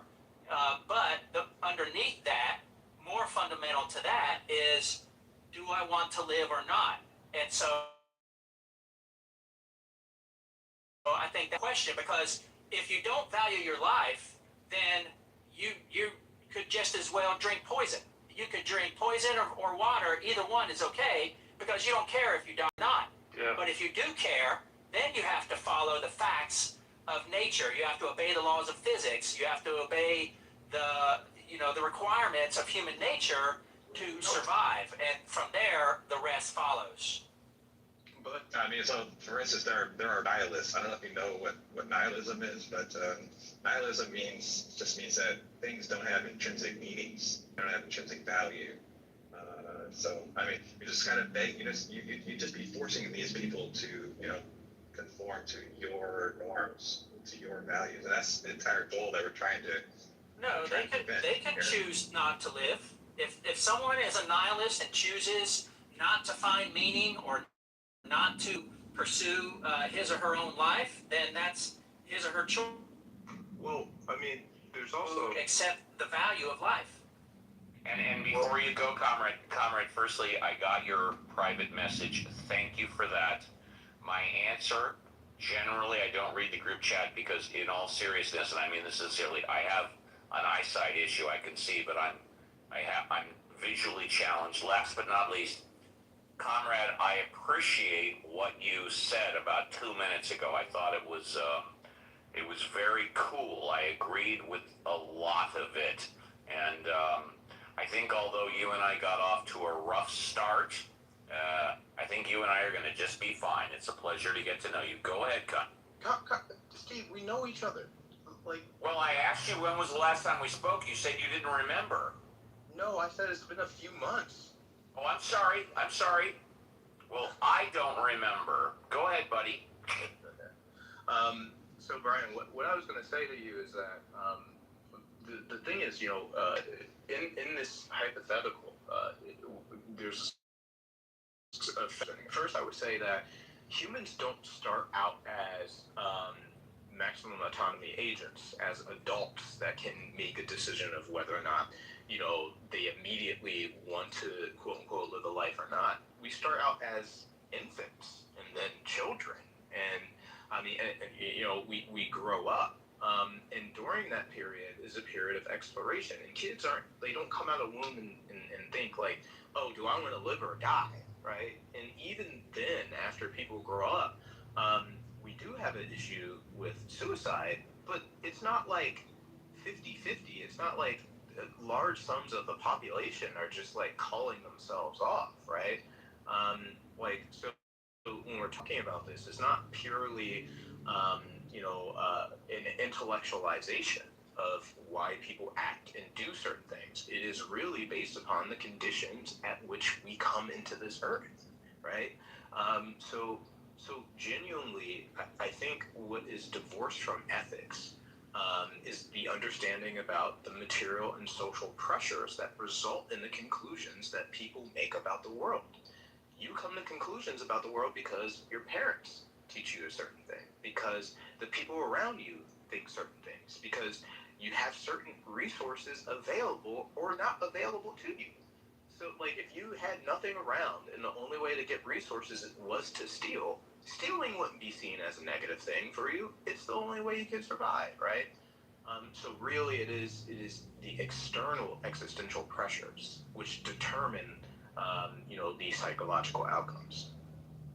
I think that in that scenario, someone who doesn't value his life would resort to stealing. A person who values his life, both in the short term and the long term, look ways to develop skills or create value amongst the members of that society to say, I want to earn, I want to provide value in exchange for value.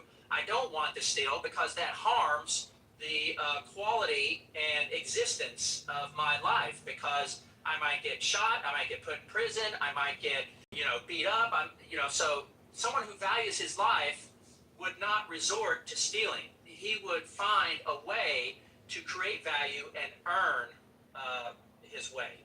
Well, I mean, it depends on how you qualify stealing. Like, for example, if we talk about, the billionaires that exist on the planet, the vast majority of them, there is no fucking way they could have accumulated that amount of wealth without the exploitation of other individuals, right? Some of the wealthiest Western countries on the planet got that wealth from the resources extraction. Are you sure you want to die on that hill? Yeah, of other countries, right? Are you sure you want to die on the hill that 100% of all billionaires took advantage of other people? That is not what I said. Okay, what did you say? I said the vast majority of the majority. Okay, go ahead. And there are countries, right, who became very wealthy through imperialist means, through extraction. That is completely different, right, and of a different character of the person who is starving on the street and steals bread. And also, again, it depends on the character of the stealing. You know, if let's say a business throws away a bunch of food, let's say they're throwing away a bunch of food and they put it in their back garbage bin, and you go and you trash pick from that's technically stealing that from that building. But what if you need food, right? It's not a question of whether or not they value their life. It is a question of necessity and them extending their lives, and also a question of the collective morality of the society that you live under. So, it's not that cut and dry. It's not that black and white. I mean, they might not value honesty, which I think is the most very common thing to happen. They don't value honesty. It's not their life that they don't value. They don't value honesty, and then they're stealing because they feel that they can get away with it.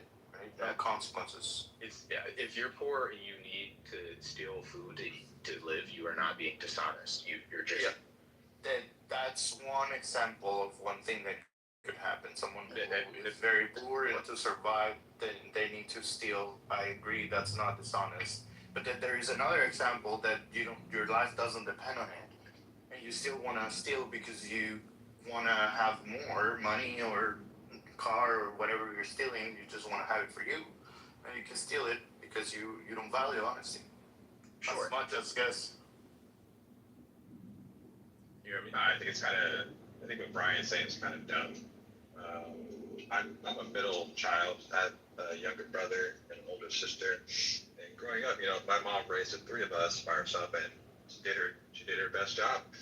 But we didn't always have food, and my brother often went hungry. And like we were best buds. He would tell me, "I'm hungry." And a lot of times my mom wasn't around. She was working a bunch of jobs, and so I'm kind of responsible in some kind of ways. And he would tell me, "I'm hungry. What can we eat?"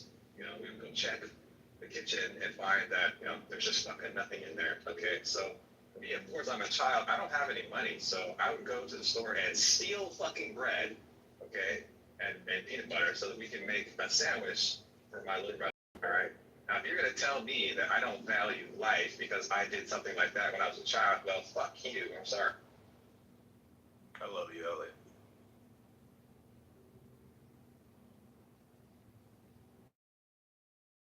Hearing that, Elliot, and sorry you had it rough.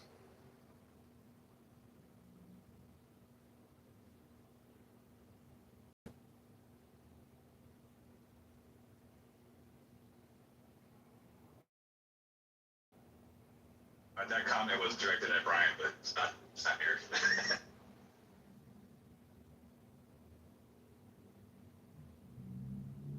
Yeah, I think his PFP was a Bible's view of what morality is. Put them in the stocks. I think the other thing is like the way he framed nihilism.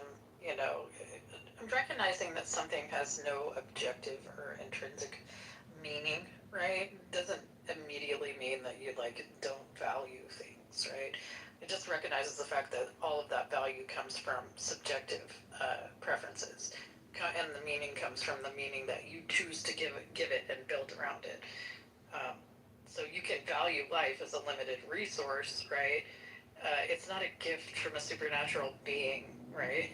that objectively is good, right? It's something that you analyze situationally. And yeah, do people commit suicide? Sure. When their life, right, ceases to provide them with any sort of value, that's where they get to that point. But they aren't benefiting from being alive.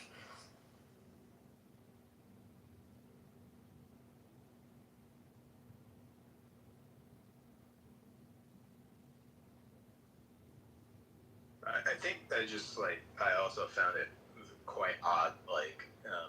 He's not the first person I heard make this argument, but like this kind of thing where you have to choose whether or not you value your existence, as if that's an even like there was never a point where I woke up and I was like, oh, I'm choosing to, want to live on Earth today, or I'm choosing to want to eat meat, or I'm choosing to, be straight or gay. Like, it's not a choice. You just, you kind of exist here, and this is how you are. Oh, you're gonna go into free will now? Oh, I'm very much a pretty orthodox physicalist. I take a thermodynamic view of free will, so it wouldn't really jive with the way people talk about free will.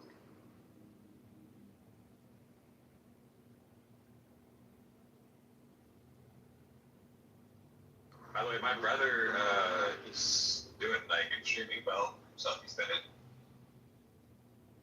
in the military for, I don't know, 19 years now. He's married, he has 2 kids. He's one of the best people, I've ever met. I'd stack him against any of you others any day of the week. He's just an extremely upstanding human being, and I'm absolutely glad that I did what I did. Yeah. I'm also very proud of my brother, and I think he's better than your brother. I was going to say, you should think the same thing about yourself, Elliot. I've met a lot of people throughout the interwebs, and you're a pretty upstanding individual. And I kicked what's his name for his comments in the chat there, comrade. Oh, I didn't even see what he was saying. It's like, oh, yeah, he fucked himself even more so in the genocide chat.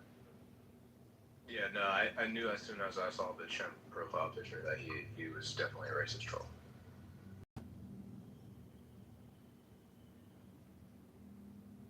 Who are we talking about? Sin? Thank you. You bet.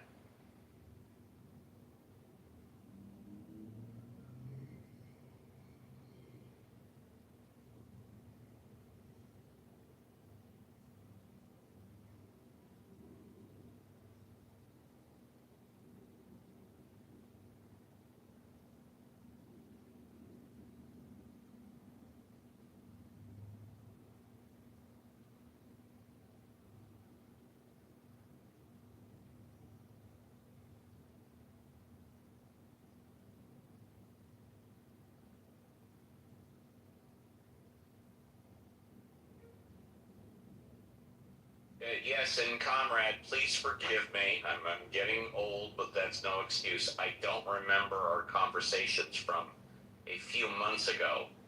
If you wanted to refresh my memory and tell me what we talked about, I'd probably remember it, but I don't remember those conversations. We would debate Benjamin a lot. We would have atheist debate. I met you because you were the only intelligent person in Talking Apes. Thank you. Yeah.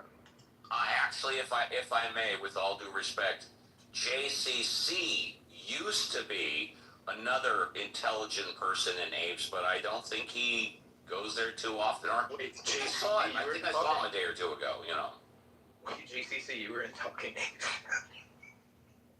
Yeah. What about Talking Apes?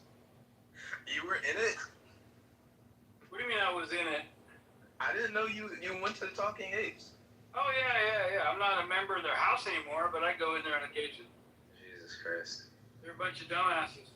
Yeah, it's real good. And if you really want to be blown away, and I'm not blowing a confidence, Cora used to go into Talking Apes every so often as well, but she hasn't been in there in a long while because, and these are my own words, they fucking kicked the shit out of her, and I was totally pissed off about them. They probably kicked her because she was a woman that was smarter. They kicked the shit out of her because she's an intelligent human being. Period. End of story. That's my humble. They're really sexist and homophobic. Yeah, there was a huge degree of misogyny involved.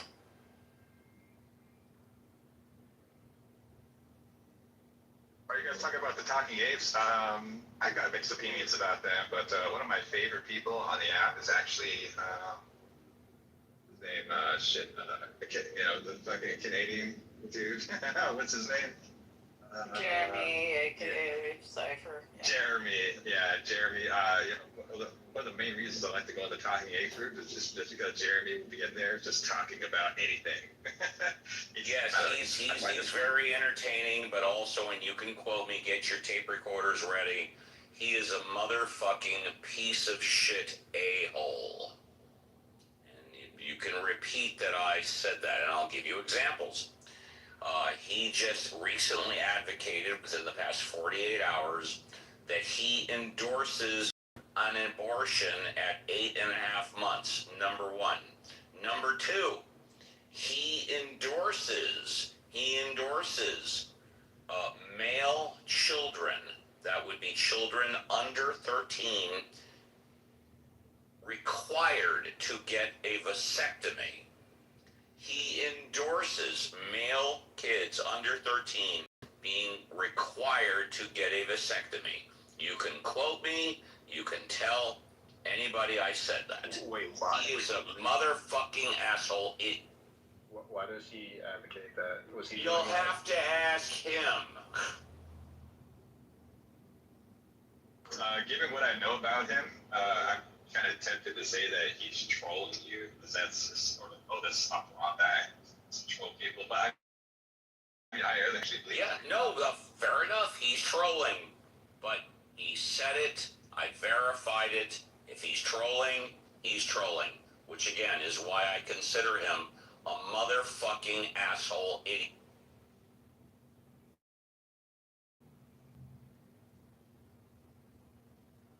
And replays are on right now, so there you have it.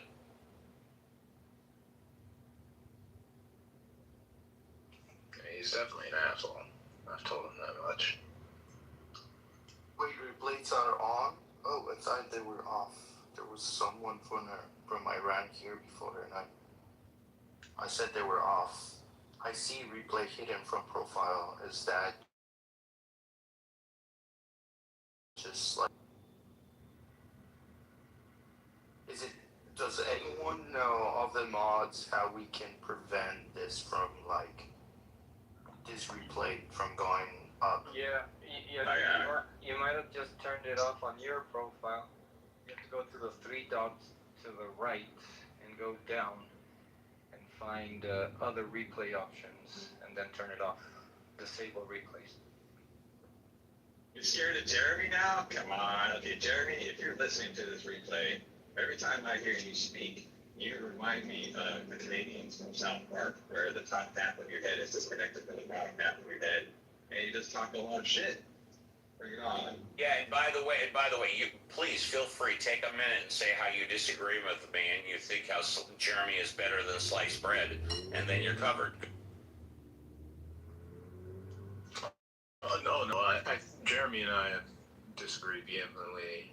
He knows I disagree with him pretty virulently. So I would not be endorsing the dude at all.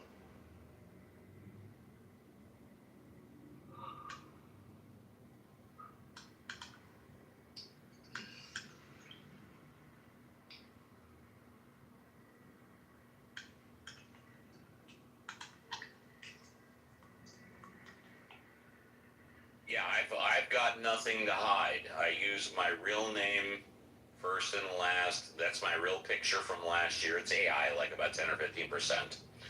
And I'm very careful about speaking when on Clubhouse, because I know anything and everything can be recorded.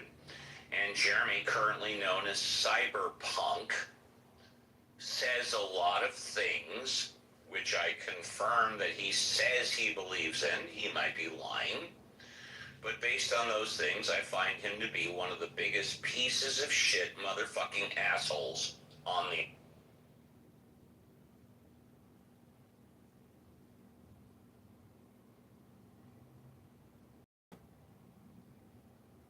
Watch out talking like that, Steve. There's people out here who have the same opinion of you. And that's okay. And I got no problem with that. And I totally get it. I encourage them to come on. I mean, I've been holding the same rooms on the weekend, Saturday and Sunday for 3 hours for over 5 years. And anybody could come in and talk to me. And I use my real name. Anybody, if they want, can find me, which hopefully they don't. This is why I have a pit bull and a 9mm. So, but if anybody disagrees with me, I would prefer they just disagree with me on Clubhouse. And disagree with me, let's talk. Which 9mm do you have? I have a Glock 17. Oh, it's beautiful. Thank you. You should get a newer Glock model, but well, I'm not a gun guy. I'm not a gun expert. I have a pit bull, and I have a firearm. And I mean, if anybody comes into my home and they're not allowed to, they're gonna get either eaten or shot. I don't carry it around with me. It goes two places. It stays at home, or it goes to the firing range. If somebody catches me out on the road or out on the freeway, I'm telling you right now, I don't carry a gun in my car, but I carry it in my home. And so, there you have it. That's it. You should make a PCC. What is a PCC? It's not a PCC.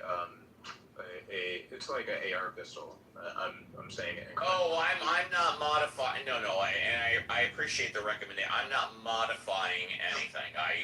I bought it for what it is, and I use it for what it is, and I'm not that experienced in guns like Marshall, and I see Marshall has the phone, whatever there. I mean, Marshall knows.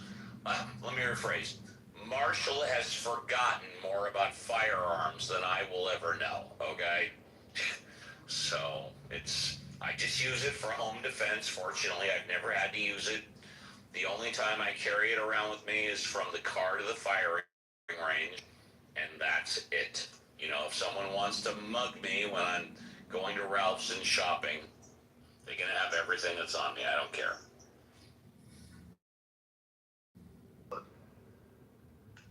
Still pretty cool.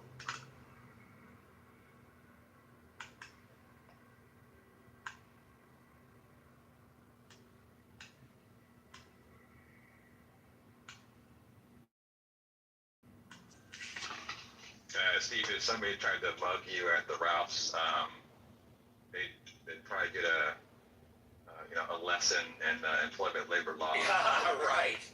No, I'll tell you what they would get. They would get under $50 in cash. They would get my credit card, and they would get under $50 in cash, and they would get my credit card. And that's it. You my shopping list. Yes, exactly. Yeah, exactly. They probably get your phone and enter in this conversation. Oh, I'm sorry. They would have my iPhone too. They would get my iPhone. Yes, they would get my iPhone. Yes. Hey. My life is worth a lot more than that. Take it, because everything at Ralph's is on film. Plus, they have the security guard there, so it's all filmed. I'll get you later. I'll get you.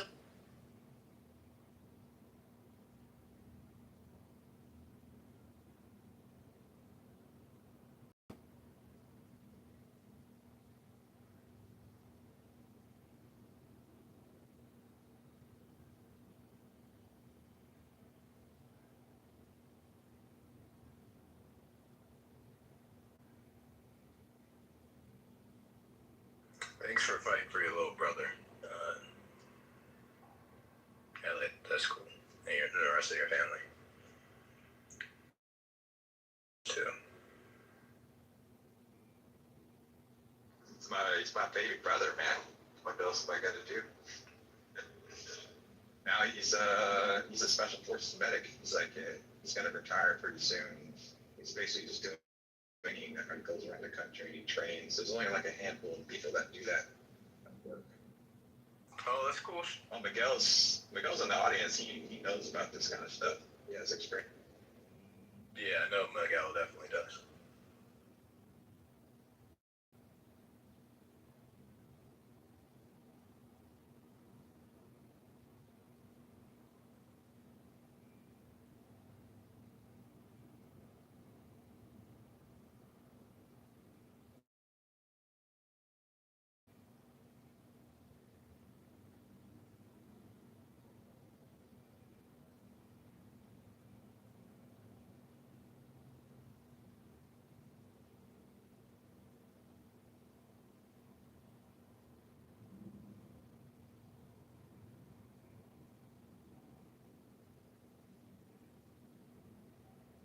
Put in comrade, my sister also put in. That's a Patty Bun whiskey.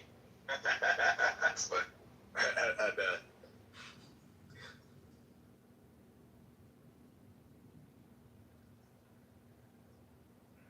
Well, it seems that the room kind of die off. I think it's a good stopping point. Thank you guys for contributing, and yeah, keep coming to the atheism. Thank you. Don't close it out. Don't close it out. I'm gonna take it over. Don't close it out. You're gonna keep it up open? Okay. I'm gonna keep it open. Yes, sir. Thank you, Carlos, for opening up the room. Thank you. Yeah, stupid. I'm gonna keep it open. All right, there we go. We'll go ahead and change the title. Let's see here.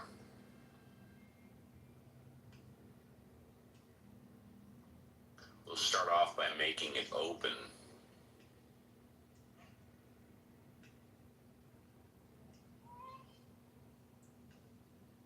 Let's see here.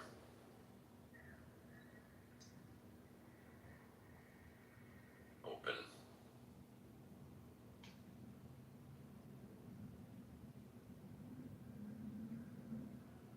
There we go. And let's see if anybody wants to come up and talk. I'm looking at the audience. I don't see anybody raising their hand. I'm going to go ahead and make Comrade a moderator. Comrade, have you been a mod? Oh, yes, maybe. I don't want to be a mod. You don't want to be a mod. Okay, no, that's fine. That's fine. No problem. You won't. But yeah, or I just don't. No, it's okay, buddy. No sweat. All right, there we go. No sweat, man.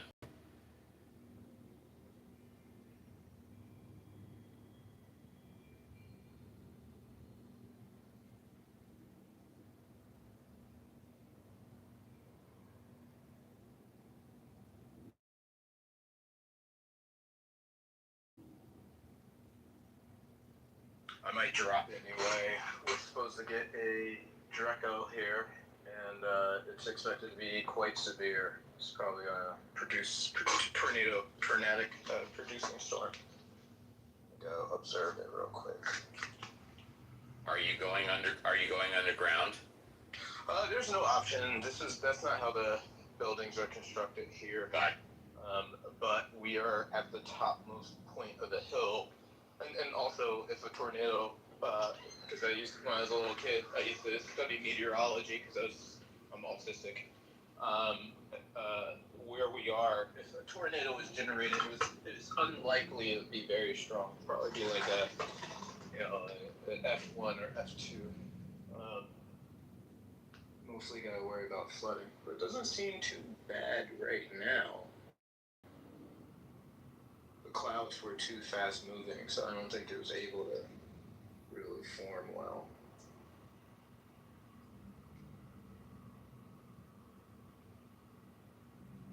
We'll see. Might lose power though.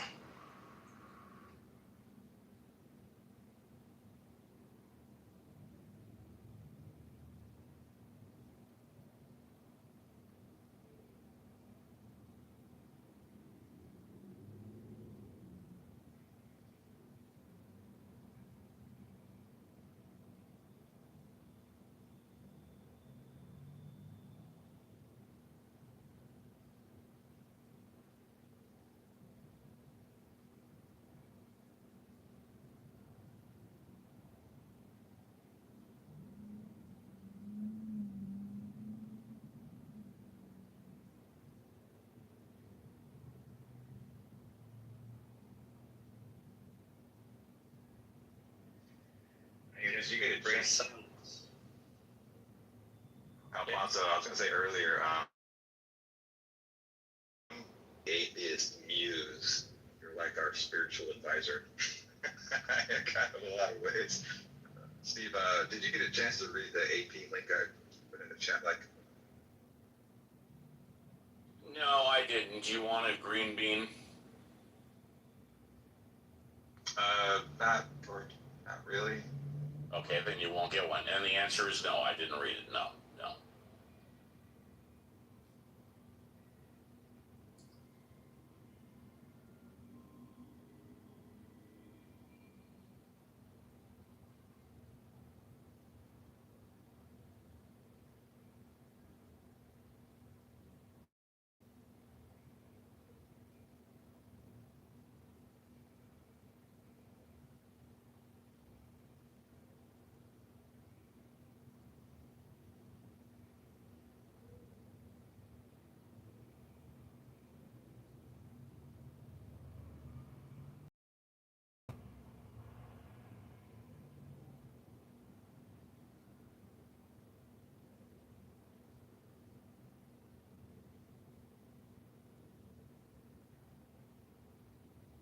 Just check my hallway, and there's another room that says, Does God Exist? I'm thinking maybe I should retitle this one, Does God Exist? What do y'all think? Yes, no, maybe? Yeah, go for it. All right, I'm going to do it.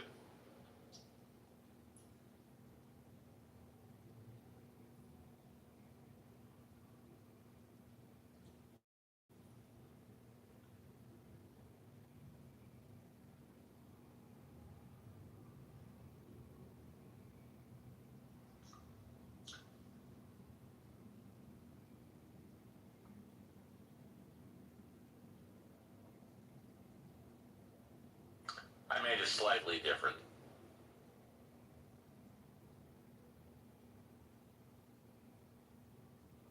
I think the topic's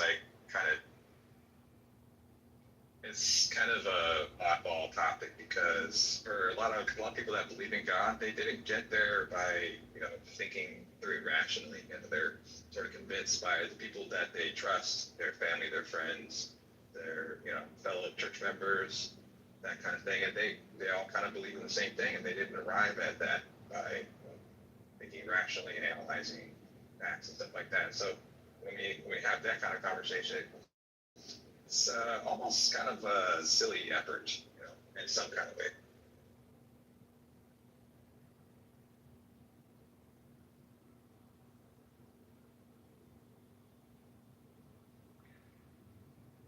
I would like a title that along the lines of what knowledge informs wisdom. You know what? I just thought of a new title. I'm going to put it up there, but if Alfonso, you don't like it, I'll change it. I'm going to put up a new title. Hopefully everybody will.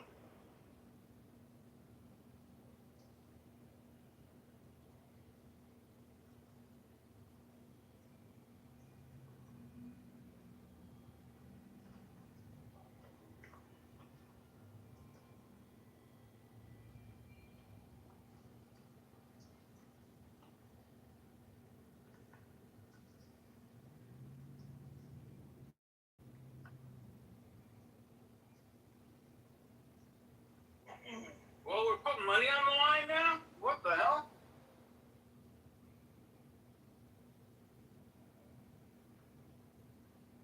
Prove to you, Steve, or prove to the world?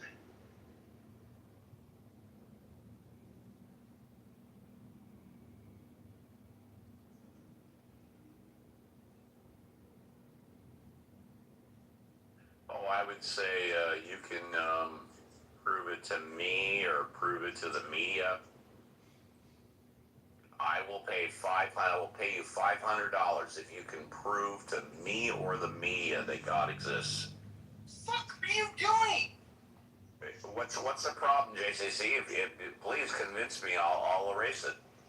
No, some woman was driving on the wrong side of the road. Oh, sorry, buddy, sir. I'm hot micing, so yeah. Gave me flashbacks of my head-on collision. Yeah, no, I thought he was talking about my $500. Yes. No.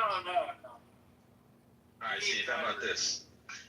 Steve, how about this? All right, I'm going to prove God exists right now, okay?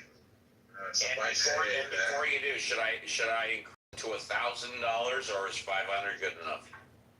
I wanted to make sure people believed it. They believed $500. You know, I have money. Yeah, go ahead. Okay, my left shoe is God.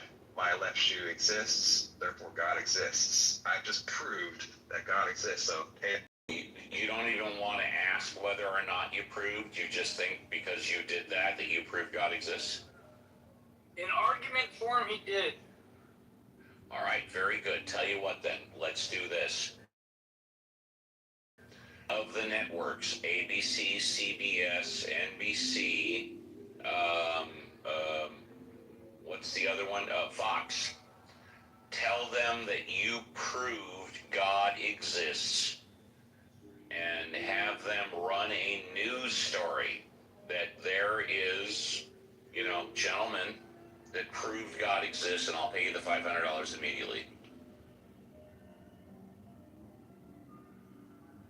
Oh man, if I went on Fox News, we would not talk about God. We would be talking about left-wing liberal stuff, probably. They'd probably try to turn me into They talk about God on Fox News all the time. They talk about God on Fox News all the time. One of the things that I noticed that they do a lot, at least on the mainstream, like the, what am I looking for here? What's the word I'm looking for here? I mean, I'm just figuring that since Fox News talks about God all the time, that if someone were to be able to prove God exists, that would be their first story, right? Maybe. I don't know. Yeah, all right. I notice all the times, like they'll have like, you know, like left wing people on their shows. And with it seems like their goal is to like use them as a cudgel to attack. Their goal is to make money, and how do they make money? By selling advertising. Eaton, sorry I had to cut you short on this morning's show. I love your contributions. Come in earlier tomorrow.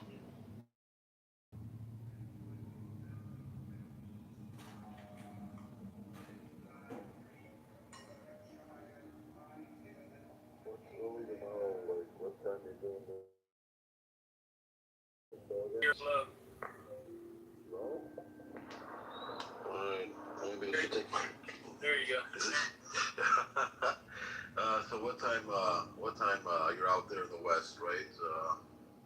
I forgot, I haven't been in the app for a while, so what time is your show, Steve? 7 a.m. Pacific Standard Time. 7 a.m. Pacific Standard. Alright, so, yeah, it's about 10 hours. Okay, I got it. So, if you're 7 a.m., it's my 5 o'clock in the evening. Alright, cool. I love it. I love your show. 3 hours only. Eaton, you're very kind. Thank you very much, Eaton. Thank you.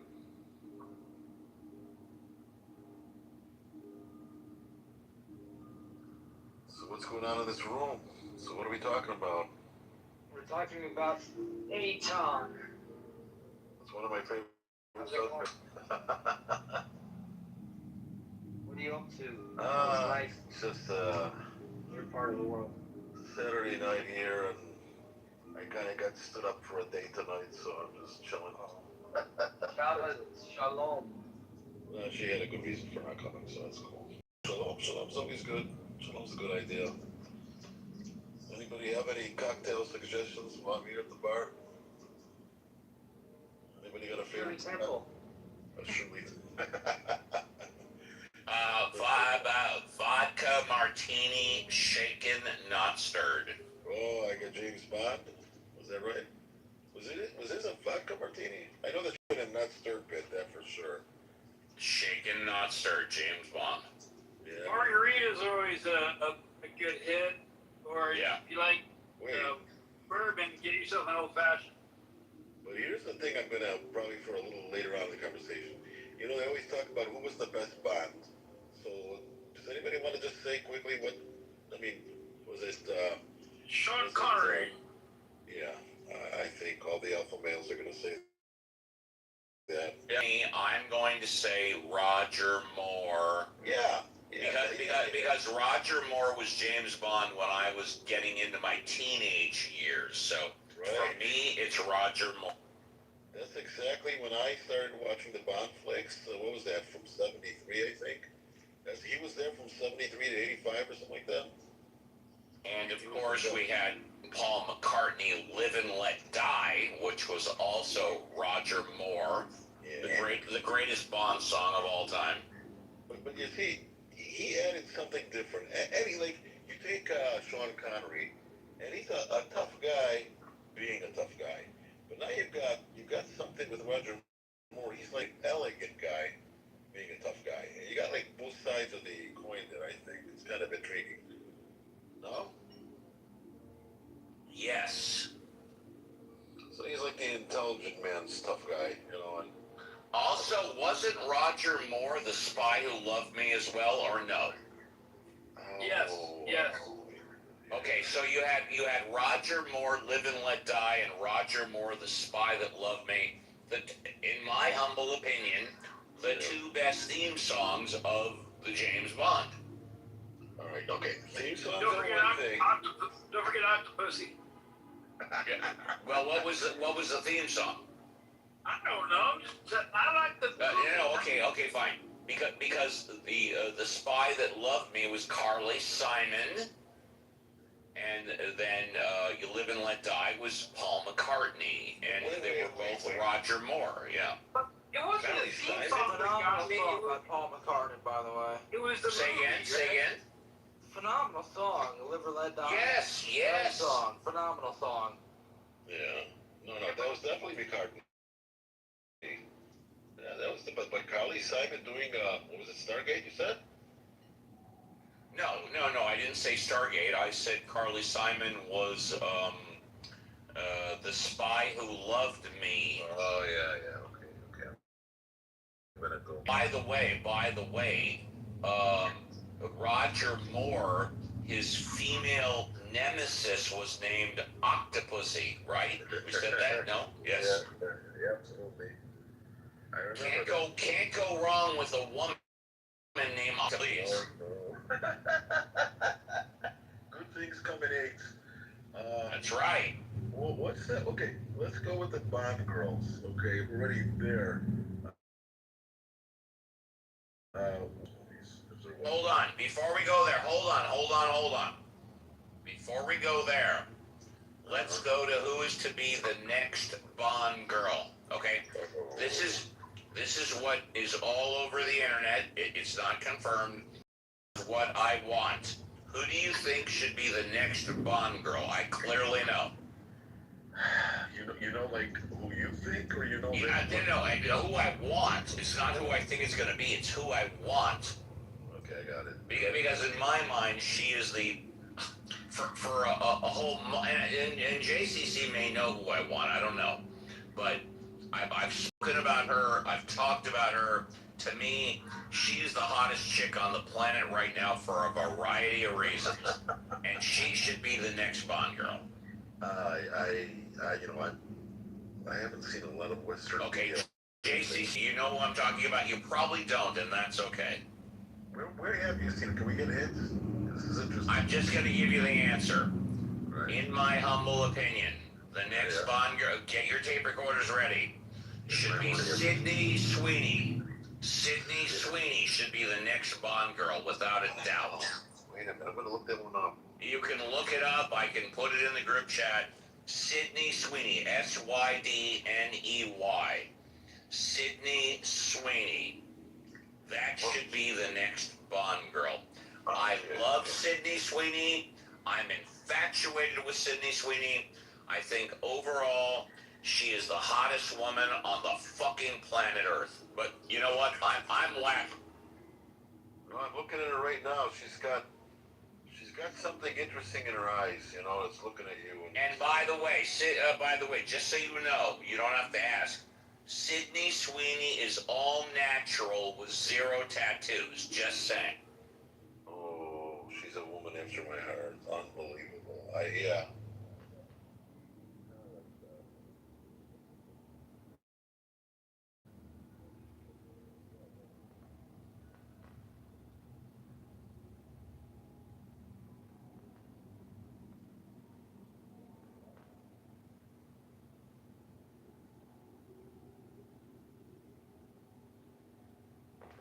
Speaking of industry, that title actually goes to Salma Hayek.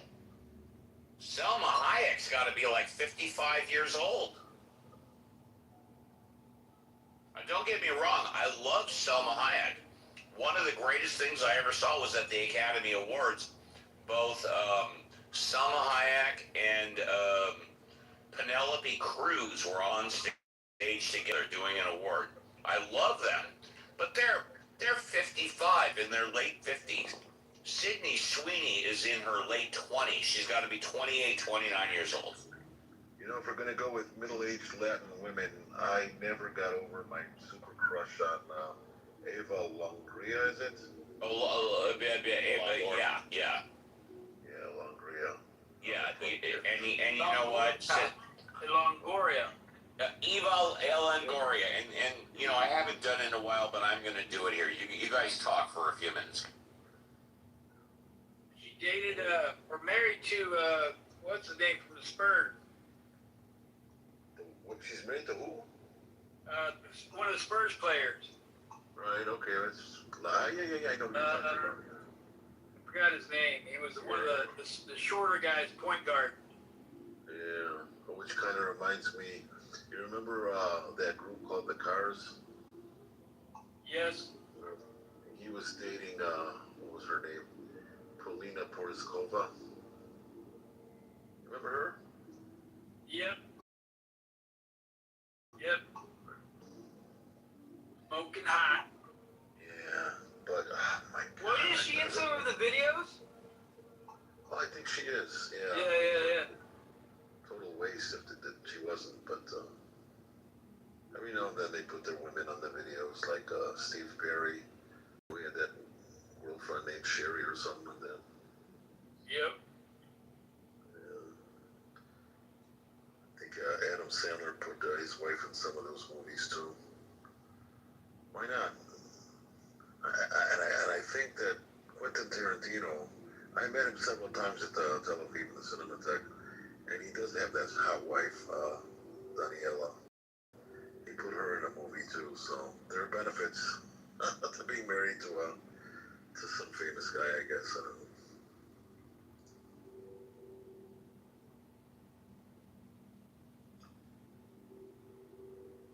Well, here's the thing I want to throw at you guys. This is an interesting subject. While we're on the topic of James Bond, they actually one of the what do you want to call it, the candidates or the possibilities for being James Bond was this that actor Idris, is it? The black guy, something Idris. You know what I'm talking about? Idris Elba.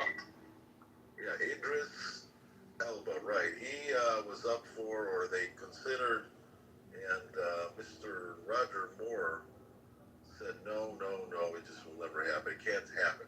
And I don't think he was being a racist, but he said that a James Bond can't be him. And I think he said James Bond has to come from England, that he has to come from royalty or something like that. Does that make any sense to people, or did you go with that sentiment? Or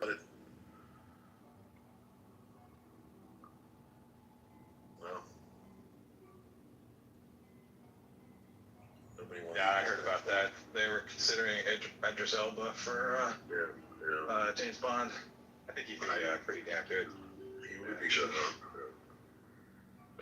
I think probably the best thing, probably one of the best things, smartest things Quentin Tarantino has ever done is to write and direct a movie where he writes himself into the role of putting Salma Hayek's toes into his mouth. Okay, that's him. Oh my God!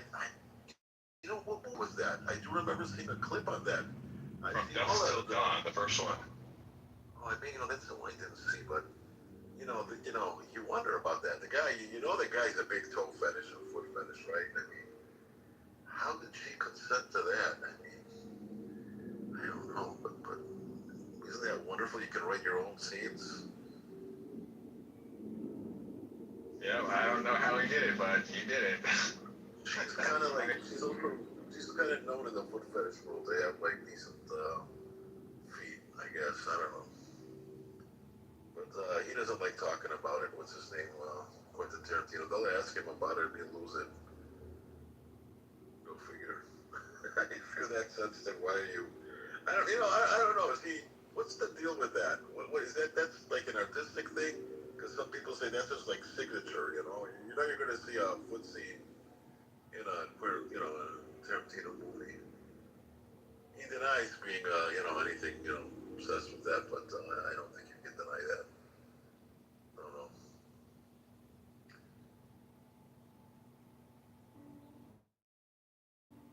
Yeah. Selma Hayek has an interesting cultural background. She's obviously Latina, but you know what the other half is? This is common knowledge. She's Lebanese.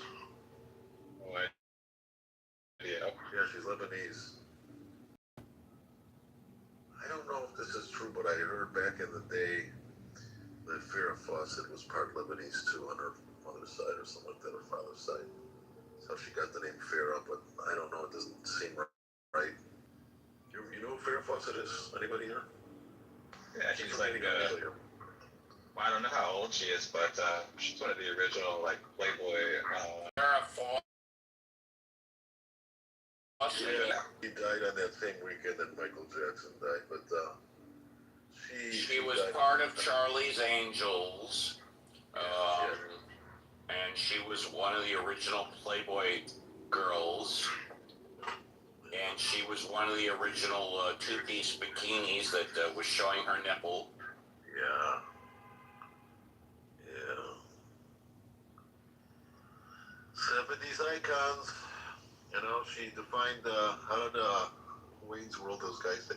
She defined hairstyles for all chicks for over a decade. You remember that, Steve? Everyone used to have feathered hair. Farrah Fawcett was one of the originals of feathered hair. That is correct. Yes, thank you. I posted to her in my room. Hell yeah. Oh, who did? Her in the Charlie's Angel. Well, the most famous scene where the poster is he's in a room. He's in John Travolta on Saturday Night Fever, where he's like, you can see he's got all these 70s icons in his room. Yes. He had Al Pacino. He had her. He had Sylvester Stallone. Farrah Fawcett. Exactly. That's right. The classic one. She was wearing that two-piece bikini where her nipples were sticking out. Yeah, that's right. Yeah. Yeah. How that was not going to be a success is that's a no-brainer. How many millions of posters do they sell? Lots. Yeah. Lots. I remember during those years I went to a religious Jewish school, and one of the kids came with a T-shirt with Farrah on the whole nipple thing, and they sent them home. They sent them home. Yeah.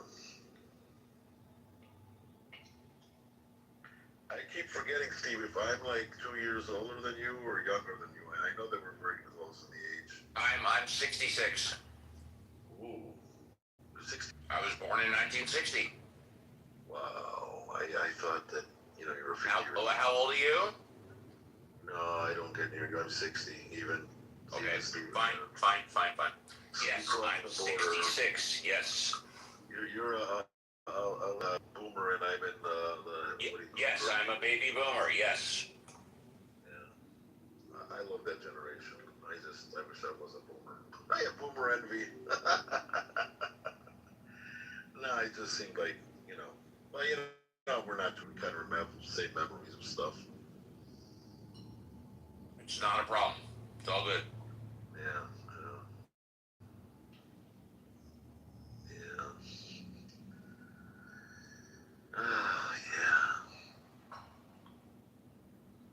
So, you guys getting any of that air from Canada? My brother is in Chicago, and he's telling me that burnt air smell from Canada or something. You guys know anything about that? Yeah, there's a huge brush fire in Canada. That's they talked about it on the show this morning. That's taking up the northeast part of America as well as the as far as Ohio. Yes. Yeah. Yeah, well, you never know, all this crap that we put up with. We had Corona, now we've got these fires, and, it reminds me of that Leonard Cohen song, you know which one I'm talking about? You know that song, Who by Fire? Anybody? No Leonard Cohen fans in the room? Yeah, I know Leonard Cohen, but I don't know that song. Oh, it's a great song. He took it from one of the most important prayers in Judaism. Who by fire, who by water, who by this and that. I forgot how it's in English, but it's a great song. Look it up and play it. It's just cool. You won't be disappointed.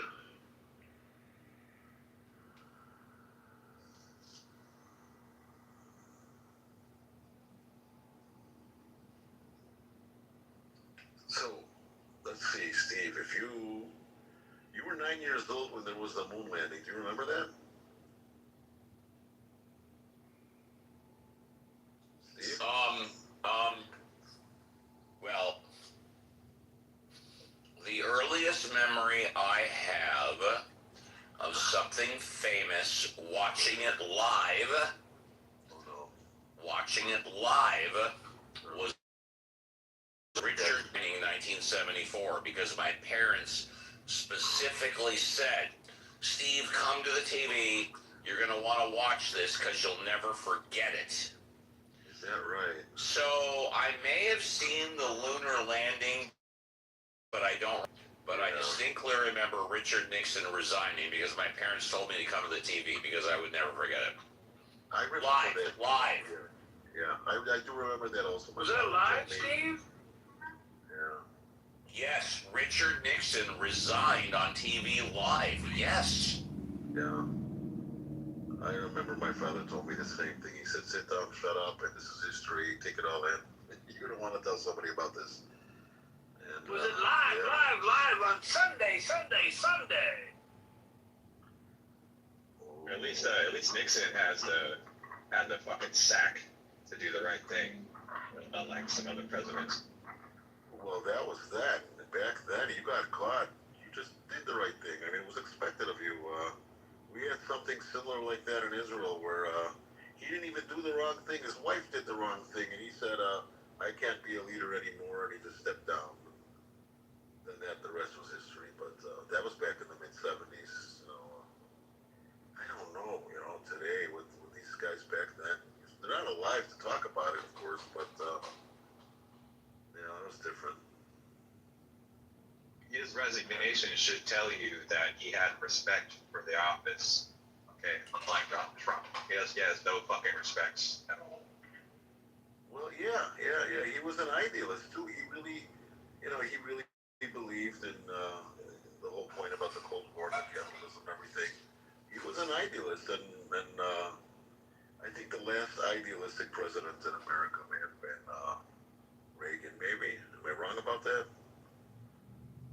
Or Obama. Huh? Part of the basic premise of Obama's entire campaign was open change. Okay, if that's not idealism, I don't. Yeah, he's an idealist. So I'm not going to take that away from him. Again, I've been away from the States for forever, but I just remember the whole evil empire and all that stuff. And it seemed like he took himself seriously until the Contras. Somebody tell me what that Contras was about. I have vague memories of it. I expect maybe, I don't know if he wants to, but Steve can probably give me a I don't remember off the top of my head. Yeah. I mean, we were on the side of Sandinistas, right?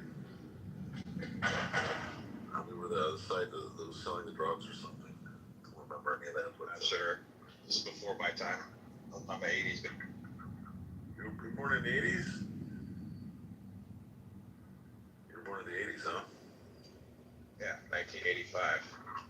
Oh, so what's your like first memory? Like what year? Like 89 or something like that? 90? My first memory is sitting on a bench with my friends at an after school reception. It's my first memory. I remember. Well, I remember. I'm talking like TV memories. I think it was the lunar landing because I just remember a ruckus in the house and a lot of guests and everybody's eyes glued to the TV. And I think that was a lunar landing because that was in '69 when I had all that. But I wasn't, very clear-minded to know what was going on.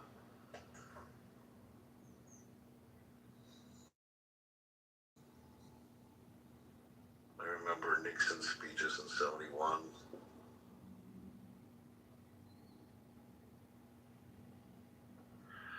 I think I remember the end of the Vietnam War.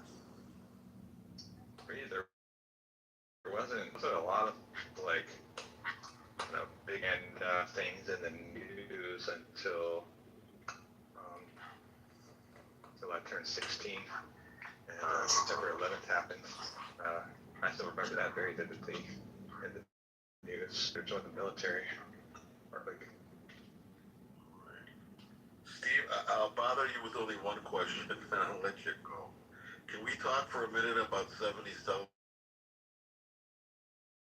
shows? Anything you want. Okay, I'm glad you said that.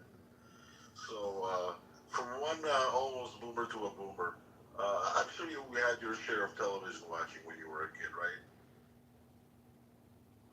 Yes, sir. And back then we did it with the family, like in the evening. We had prime time, right? We had 3 networks. Yes, sir. CBS, ABC, NBC. Was there any kind of shows or any night of watching television that spoke to you that you're like, oh, that's my favorite show, or I like this better than the other one, or whatever? No, sir. You didn't like TV? I love TV. But they were all good then, okay. Yes, sir. Okay, I love that. Well, my favorite show, I loved All in the Family. Yes, sir. Oh, I would laugh all week long at that. Yes, sir. Oh, yeah, everything there. He's acting and the script writing and the malapropisms, you know what I'm talking about? The way he screwed up words. He'd say things like, it's not German to the conversation, or he'd say, oh, this is a good one. Let's circumcise our watches. You're talking about Archie Bunker. Yes, Archie, and as half-witted as he was, his wife may have been half-witted than him, or more or less witty, whatever, than him, but she was the good-hearted, slow person, and he was who he was. I used to love that show. Yeah, I had that. I was really shocked to find out what happened to Rob Reiner. Is it Rob Reiner? I keep getting them mixed up. Rob Reiner's son, right? Rob Reiner was Michael Stivic, a.k.a. Meathead. Yeah.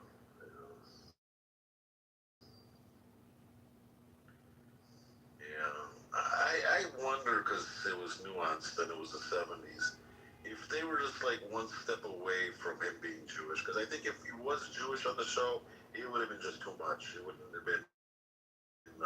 Made him like, from Eastern European, descent, and liberal views and studying sociology, and he's got that look. And I don't know if, he's a hippie, and I don't know if they were like hinting at it, but that could be maybe, I don't know. That was back in the day where Norman Lear, I wrote half the television shows. He had a string of them. I think he was the biggest guy in television. What shows did he have? He had, and those shows had spin-offs. You know what spin-offs I'm talking about? You had All in the Family, and then I'm not boring people, am I? You had the Jeffersons. You had Maude. You had and the most famous one was Good Times. No. Good Times. times. Thank you. Good times. Yes. Yeah, that was like a granddaughter show. I mean, that was like a show from a show, you know. And yeah, that was interesting. That was interesting. Then there was some other shows like Mary Tyler Moore. That was a good show. They all had like this the politics of the day in their show. You know, Mary Tyler Moore was all about the feminism and the woman moving up and being independent and not being married and all that. Back then, everything was like a shocker, you know. Some of the shows I remember as a kid were Star Trek: The Next Generation, Saturday morning cartoons. Let's see what else. Yeah, that's another one. Got some other ones. Reading Rainbow was a little Laura Berkman. Yeah. You break it up. I don't hear you. Yeah, my bad. I got an orange bar over here, so. Yeah. But they were all family shows. Every show had a family, and I think they stopped doing that around the mid-70s. They got into other shows. I think the breakthrough show with that was Three's Company. And that was a pretty revolutionary show for the day.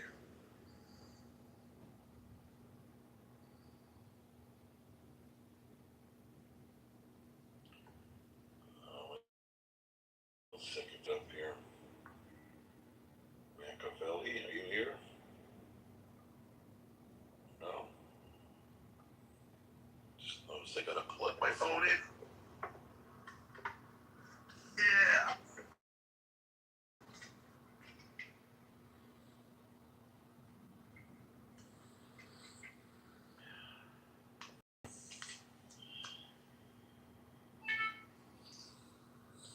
You got dead air time.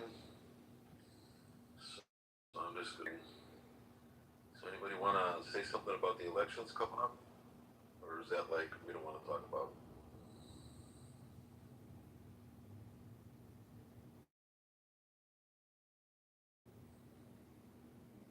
Hey, Alfonso, are you still driving? Are you doing that Uber work? No, I haven't been doing that for a Yeah. couple of months. First, we had a fuel crisis. Ouch. And then, yeah, well, we had a fuel crisis, and then we had the riots and blockades, and also fuel. You live in Bolivia, right? Yeah. They have the most beautiful women in that area. Bolivia, Venezuela, Ecuador. What are they putting in their water? Well, it depends on where you look, I suppose. Yeah. You know, we used to say, like in Chicago, I don't know if this is true everywhere, but the perfect woman, okay, I used to say that Mexican women were well endowed on top, and Puerto Rican women had in the back, you know, they're nice, round, firm. And the perfect woman was like the integration of both of them. Yeah. Yeah. I'm so glad you brought that up. I'm so glad you brought that up, especially since you brought up, I think, Mary Tyler Moore. Yes. Okay. So this is from, and by the way, I see we have a new person, Marcus. Just hang on for a couple of minutes and we'll get to you.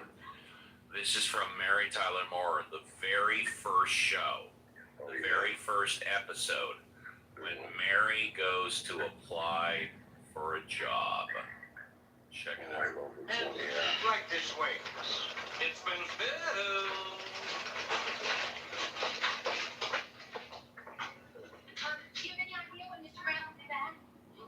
Hi, Mr. Grant. You're back.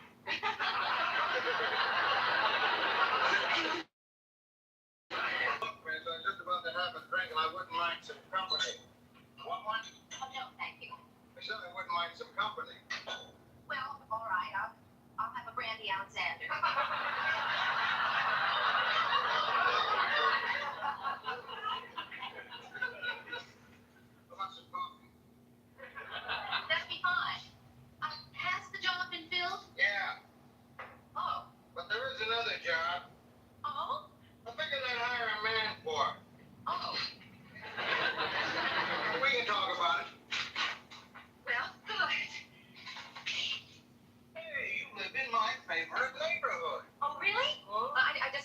Is it that nice? Nice.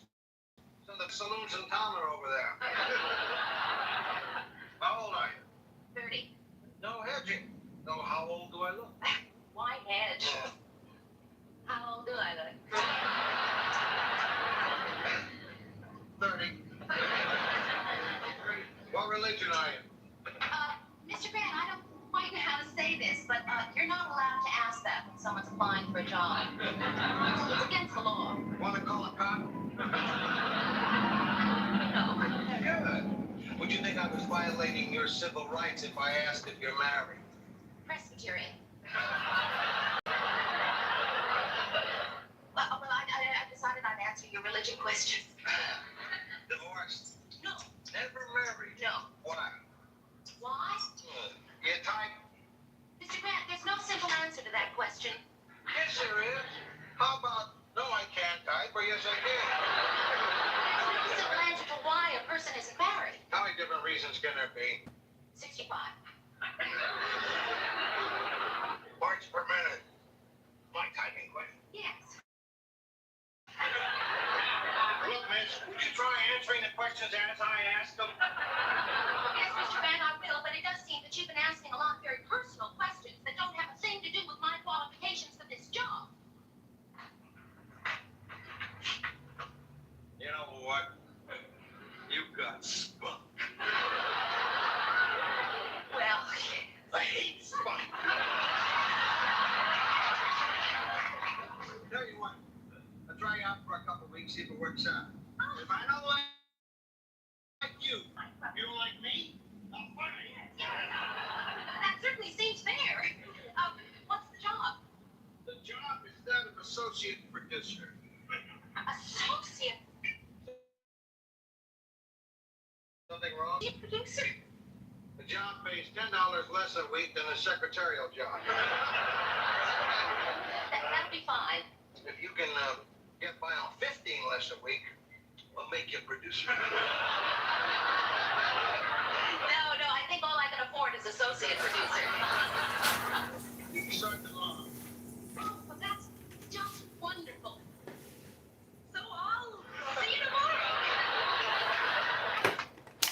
Show number 1, Mary Tyler Moore. She applies for the job. That was a classic. That whole sequence. Oh yeah. That whole sequence. Before Ed Asner passed on, my brother was his attending physician. No shit. Yeah, in Los Angeles, and No shit. yeah. So he goes, he sees my brother's in it. Goes his last name. He goes, what kind of name is that? So my brother says, well, my parents are from Israel, and he goes, oh, you're a landsman. You know what a landsman is? My brother didn't. No. A landsman means you're one of us. You're like one of our own. So yeah, okay. Here's Ed Asner quick trivia question, and it's almost like the question itself lends itself to the answer because there's not a lot to choose from. Yeah. What miniseries, 2 of them, did he play in the 70s? Roots. There you go. Roots, okay. Because they said miniseries, or because you know which part he played? He played the captain of the slave ship. There you go. Very good. Very good. Okay, and then he played in another one of my favorites. It's dear to my heart. He played in another miniseries. I don't know which one came first. One of them started the whole miniseries. He wasn't in Rich Man, Poor Man, was he? Oh, there he was. Oh, he was. What did he play? He played the father, if I'm not mistaken. Okay, Poor Man. Sure. Peter Strauss. And, Peter Strauss and Ned Nolte. Nick Nolte and Peter Strauss. Yeah, I also read the book. It's really. Yep. If I'm not mistaken, the guy who wrote that was a famous socialist guy. And if you look at that miniseries, there's like socialism, innuendos. They're not anything evil. Well, Roots was Alex Haley. I laugh because there's a scene where, actually he wrote for Playboy, right? I don't know. Yeah. There's a scene where he his father gets on his case and why he's. Oh, okay. All right. But in Richmond Poor Man, I'm forgetting now why I brought Richmond Poor Man. Well, look, I'll give you half an answer. LeVar Burton was the original Kunta Kinte. He was the older Kunta Kinte. Oh, wait a minute. Okay, was he in Well, actually, he was in a regular TV show for about 5 or 10 years. Yeah, he played Daddy. He played up there.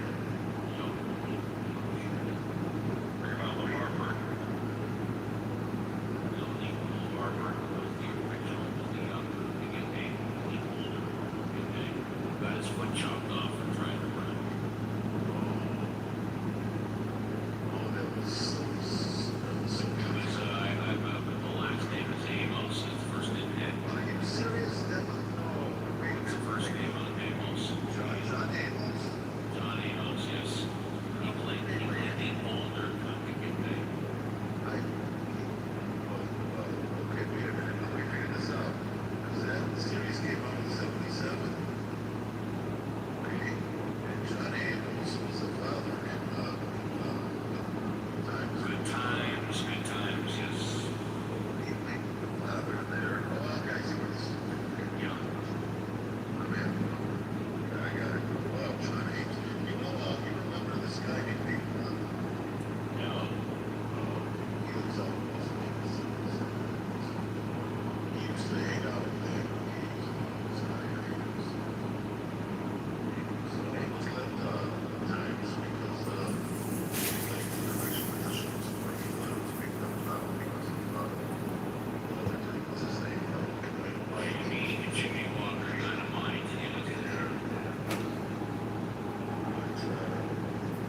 John Amos was in this. Okay, I got it. Here, this is going to address what we were just talking about. This is John Amos talking about why he stopped doing Good Times. So let's hear. Hold on. If you want your car to look brand new, make sure to use this. No matter how much money you have right now.